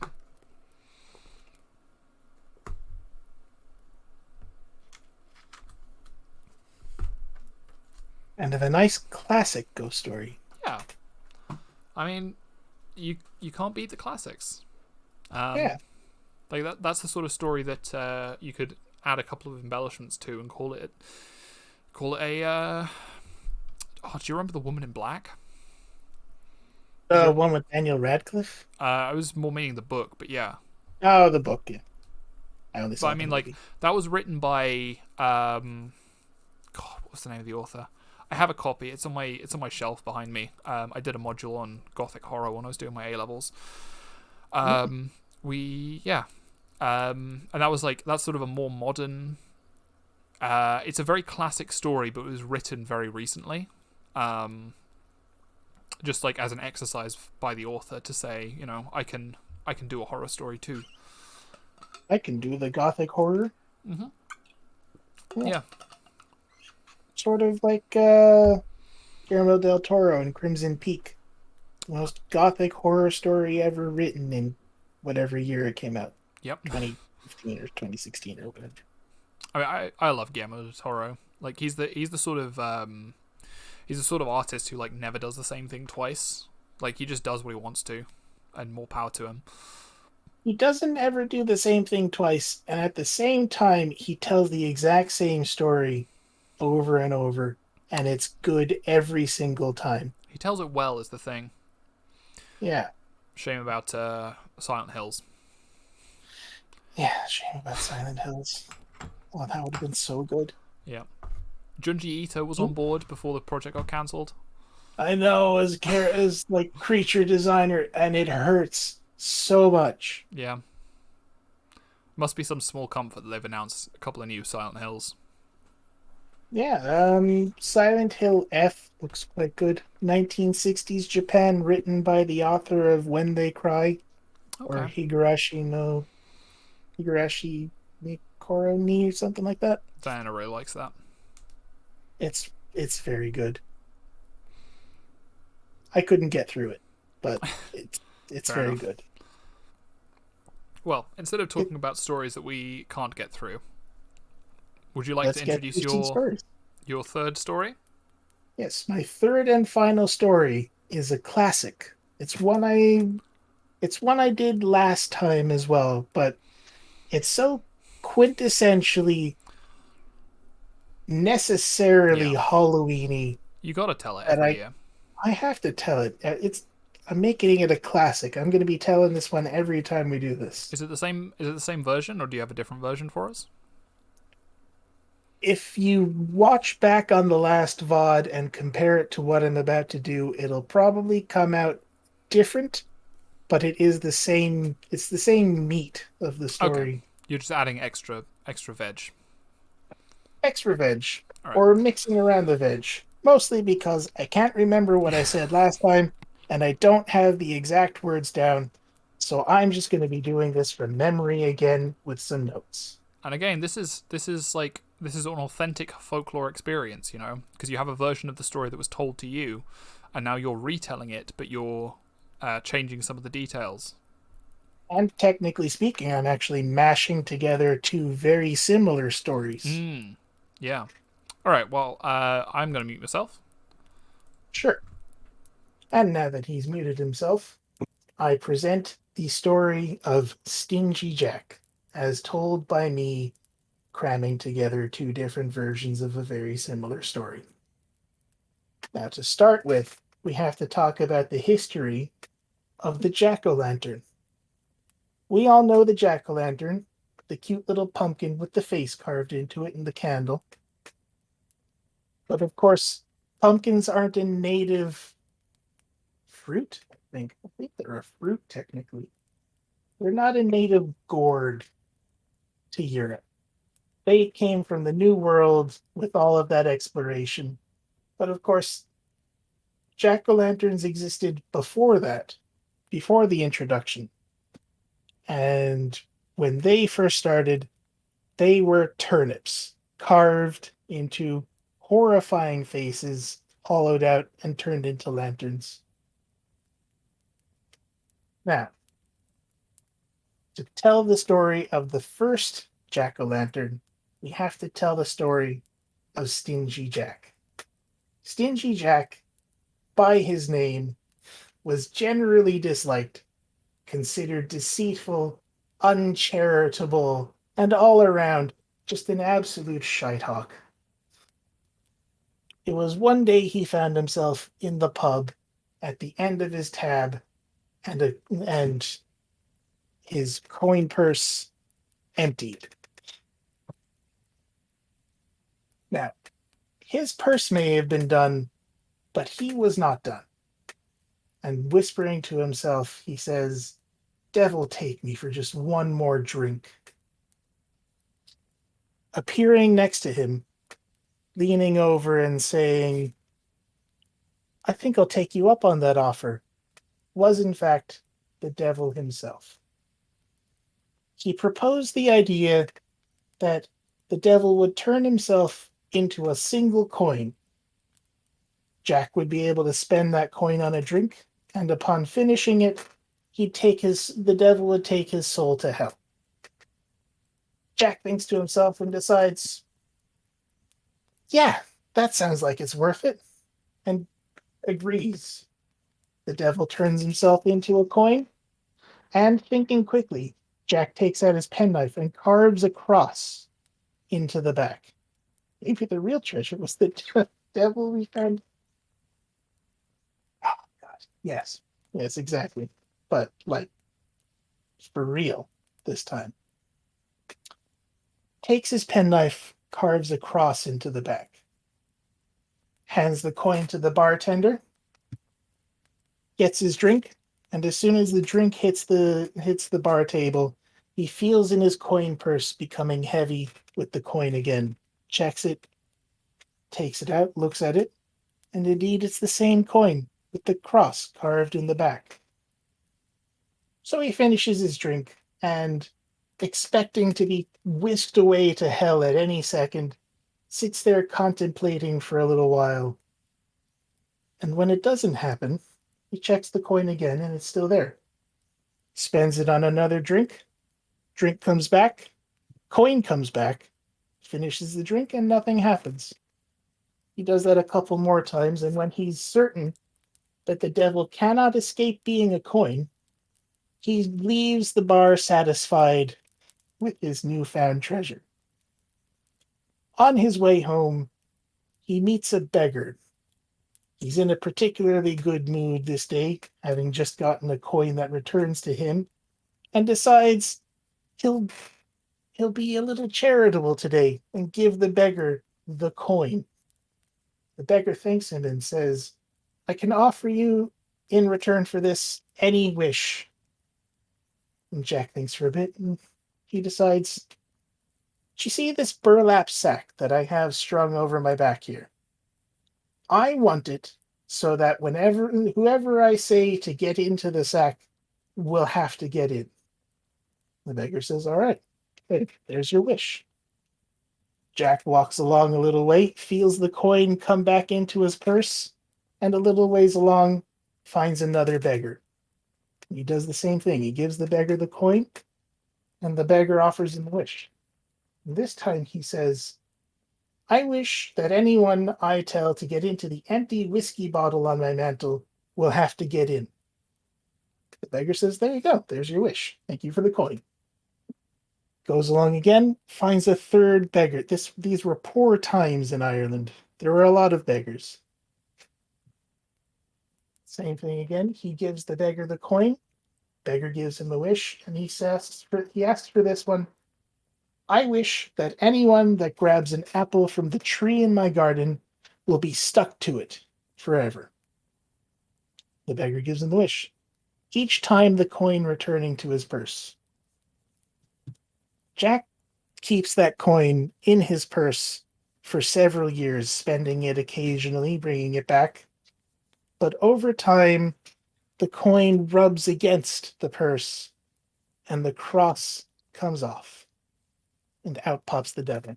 Now freed from the coin and ready to take Jack's soul to hell finally to finish their deal. Jack says, okay, yes, you've been more than fair. I'm sorry for trapping you in that coin for a while. As my last wish, there's just one thing. Could you get into this burlap sack? And of course, in goes the devil, forced by the magic of the sack to hop in. Jack is confident that the devil can't escape and puts the sack up on a hook in the back of his house. And there it remains for several years while Jack continues on his life. Sans one magic coin now, unfortunately, but he makes do. Now, the sack hanging up on the hook, undisturbed, for several years, does eventually begin to wear at the seams with the weight of the devil inside. And after 7 years of sitting there, it finally rips open, and the devil can escape. Now, the devil, having been trapped twice and not particularly happy about it, storms in to Jack as he's sitting by the fireside enjoying himself, finally ready to take his soul. Jack says, you know what? That's fair. I did trick you twice. This is on me. I'm ready to go with you. I just have one last request. Can you get me that bottle of whiskey that's on the mantle? I just love one last drink before I have to go. And the devil says, fine, I am taking you to hell. This is only fair. Here's the bottle. Great, Jack says. Now get into it. And the devil is sucked into the bottle. Jack places that bottle on his mantle, and there it remains for several years. Jack again continues on with his life, happy in the knowledge that nothing bad is going to be happening to him anytime soon. Until 7 more years pass, and Jack's cat, as cats often do, jumps onto the mantle and bats the bottle off of it onto the ground, shattering it. The devil, absolutely livid at this point, having spent the better part of 20 odd years trapped in various objects, storms into Jack, who is out in his garden tending his plants. You're not going to trick me again, The devil says, "This is the last time. You're going to hell, and you're not gonna like it." Jack says, "It's more than fair. 3 times really is a ridiculous amount of times for you to be tricked. I don't have anything else up my sleeve, but I know this will be the last time I'll ever be able to enjoy food. So would you do me the favor of grabbing that apple from my tree, and we can finally be on our way?" And the devil, knowing that he can't possibly have any more tricks up his sleeve, obliges and goes to grab the apple for him, sticking fast to the tree. It is another 7 years that Jack lives carefree before a storm blows in and snaps the branch that the devil is stuck to, finally freeing him. The devil, having finally learned his lesson, decides Jack is far too much trouble to bother with and just storms off to hell, leaving him be. Jack lives out the rest of his days until dying of old age, whereupon he makes his way to the pearly gates of heaven. He asks to have the gates opened, but unfortunately, the angels are aware of his reputation, and because he is such a terrible person, not least of which because of all of the stuff he did to the beggars, but everything else before then, he is of course barred. And he asks the angels, "But where will I go then?" To which they respond, "You know exactly where you have to go now. There's only 2 options. Back down with you." So, obviously, with only one option remaining, he goes in the direction of hell. He gets to the gates there, and the devil recognizes him and tells him to feck off. He asks again, "But then where will I go? There's only 2 options. It's heaven or hell. I don't have anywhere else to go." And the devil says, "You'll go back the way you came. But it's cold out there, and it's dark, and like, how? That doesn't make any sense. There's only 2 options." And the devil says, "I don't care how you do it. As a parting gift, he hands him a single coal from the fires of hell.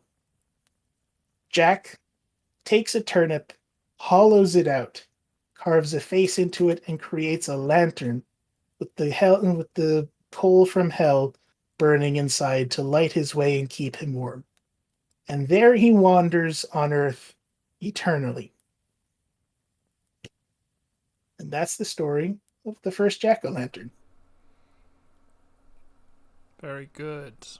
I always like hearing it. Yeah, it's a good one. Just talking about how like folklore morphs over time.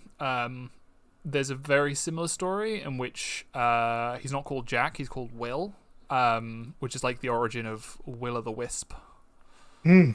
I think, if I remember rightly, it's like pretty much the exact same thing, except he doesn't make a lantern out of a turnip.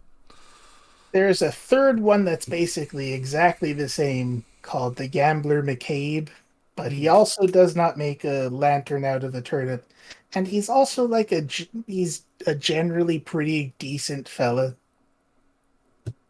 One thing I love about this particular story, especially your telling of it, is how patient and decent the devil is as a character. He's like, He's come on, man. You're coming to hell. And Jack's like, oh, but I just one more drop of whiskey or just one more apple, you know? And the devil's like, fine, okay. Even after he's been trapped for 21 years. he's a remarkably accommodating fella, that devil. Absolutely. But I suppose he's playing the long game, you know? He's not, he doesn't need to worry about any, Well, they all end up the same place eventually. Yep. Absolutely. But it does also, it plays into the whole thing I was going to mention about how the devil is depicted based on your socioeconomic status. Mm. So this would be considered a low socioeconomic story. So a lower class, poor person's devil. Right. And the thing about the devil is he's depicted as the same thing for upper classes and lower classes, but the way they depict him changes based on who's telling the story. So in upper class stories, he's depicted as an English gentleman, basically, a member of the aristocracy. Mm. He's suave, he's fun to be around, he's interesting and intelligent. A Rolling Stones devil. Yeah, basically. One of the classic stories with that version of the devil is the location changes every time, but you usually hear about it being in Loftus Hall. Um, it's the story of a stranger that comes to visit a manor house late at night Mm. and starts playing a game of poker with the owner and his friends. And, it's a good game. They're having fun. But at some point, a contrivance happens that causes somebody to look under the table and find that their new guest has a pair of cloven hooves. At Mm. which point, that person screams and the guest disappears, leaving behind the scent of brimstone. Now, in the lower class versions, he is also depicted as an aristocrat of some fashion, but the bumbling upper class English twit variety, Mm. the type that's easily tricked into being trapped in various objects over and over again until he's finally fed up and just leaves. Do you think that has something to do with like the biblical narrative of uh the biblical narrative of wealth is that it's easier for a rich man for a camel to pass through the eye of a needle than for a rich man to enter the kingdom of heaven, and like the meek will inherit the earth and all that sort of thing. Do you think that's in some way related to depictions of the devil in folklore? It might have something to do with it, and it might also just be that at the time that all of these stories were coming out, the lower classes of the Irish areas did not think too highly of the various aristocrats that were running the country. Yeah, I imagine like a lot of them were uh, English aristocrats who were sort of imposing a different sort of uh, way of living upon people.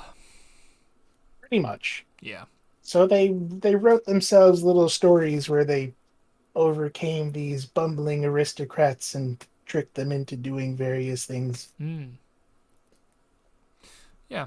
I think you're probably right, Jen, that a lot of Irish stories about the devil were originally about interactions with fairies. Oh, Um, almost definitely. like I certainly know that there's a load of I have a load of books of Scottish folklore, and there's a lot of stories where it feels like if you just did find and replace devil with fairy, it would read exactly the same. Wouldn't be surprised if that was the case. Yeah. Okay. Are you ready for my final story? Absolutely. Going on mute. Yeah. Well, I'm going to talk a little bit about this first to begin Oh, with, perfect. because I have a couple of things to say about it. So we've talked previously about how like folklore evolves, and we've talked previously about like American folklore. I mean, obviously, America. If we talk about like the United States rather than Native American folklore, the United States is a relatively young country. We've been dealing with folklore from the old world, you know. But just because it has it's got a shorter history doesn't mean that America doesn't have its own unique set of ghost stories, you know. It's just that they present themselves in a bit of a different way. In some cases, like you talked about the Dullahan earlier. Obviously, in the early days of America, there were a huge number of Irish immigrants, and immigrants from all over the world brought their folklore with them, and that sort of melded together in the melting pot that was the early United States, and sort of synthesized into something new. Like one good example, of course, Washington Irving, Legend of Sleepy Hollow. That's got a headless horseman in it, obviously inspired by the Dullahan. Exactly. Bunch of adapted African lore for unfortunate reasons. Yep, absolutely. Oh yeah. Rare Rabbit. Those Rare classic Rabbit, yes. Rare Rabbit stories. Absolutely. It's the same sort of trickster that you see in a lot of folklore. It's. But I think I read somewhere that it was nearly a direct translation of a lot of Anansi stories, the trickster spider. Kwaku Anansi, yeah. And obviously stories about a clever person overcoming people who are much, in a better station, and getting one over on their oppressors with wits. That obviously resonated with a lot of the African diaspora in the early United States. But I want to talk about something a bit more modern, and like sort of folklore is still very much current, and it hasn't gone away in the age of the internet. Like one example of like a story that has sort of developed and mutated with different retellings adding their own bits to it, things like the Slender Man, and the SCP Foundation and things like that. There's a bunch of these stories that do just like mutate as they go on. My last story is from the American canon of horror stories, and it's one of those stories that has been through a number of retellings, but I have here one of the more interesting versions. Okay, so if you'd like to mute now, I will just take a quick drink and get on with it.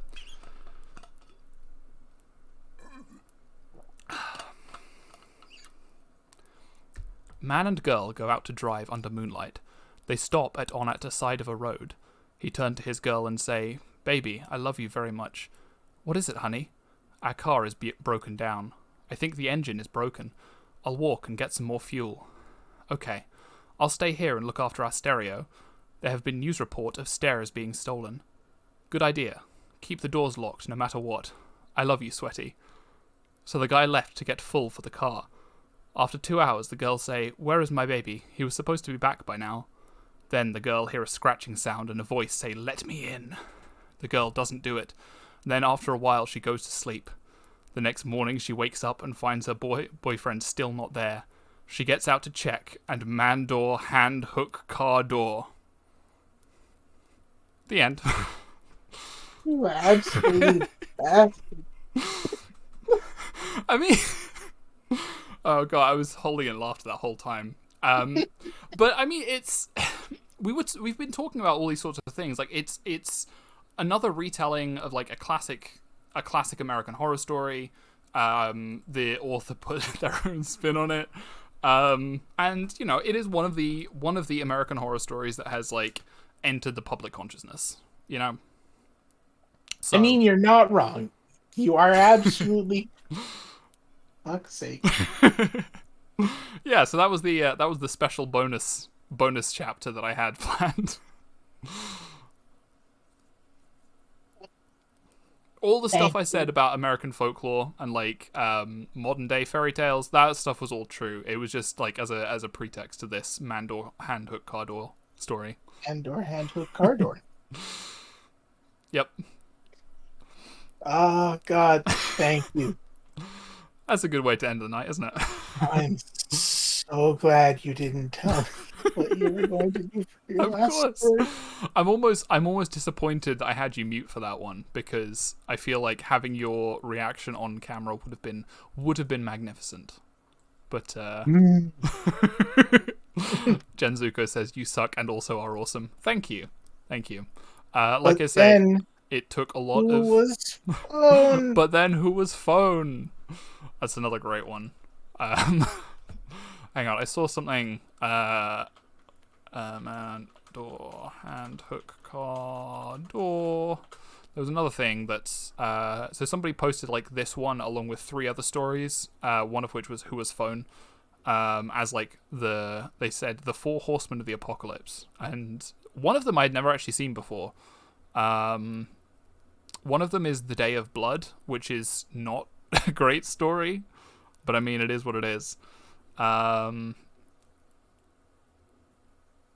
think I know that one either. Well, these are all really quick, so I can just read through the rest of them. Why is this such low resolution? I cannot read this.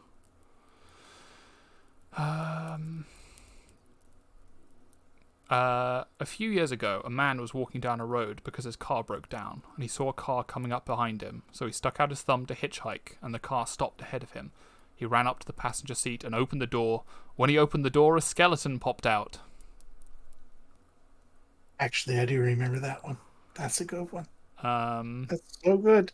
The Day of Blood is kind of fun. No, I will not disable my ad block. This is the story of a day where there was all this blood. A man was walking around and blood started coming out of him everywhere. There was so much blood that it filled up an elevator. He went to the store and there was just blood all over the place. People were slipping in it and they were all grossed out. He tried to go swimming and all the sharks went nuts and bitten everybody. He got chased by all the vampires ever. One time the blood got a kid and a dog. At the end of the day, everyone decided they would send him to space so that he would stop getting blood everywhere. The scariest part is that the man was you, or he's a lady if you were a lady, and you forgot that this happened.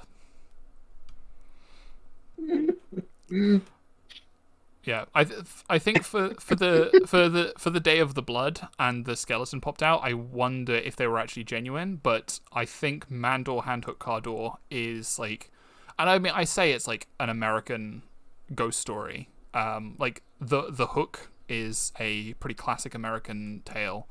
I mean, like I say, I mean it draws from the same things as like Candyman and classics urban legend stories that way, and absolutely. it's got some pedigree behind it. Yeah, For I a mean, man and car door hook yeah, door hand. I'm just wondering if this specific retelling was actually like an American one, or because it certainly doesn't seem like the writer spoke English as a first language. But actually, that being said, like it seems fine, except for Mandor Handhook Car Door.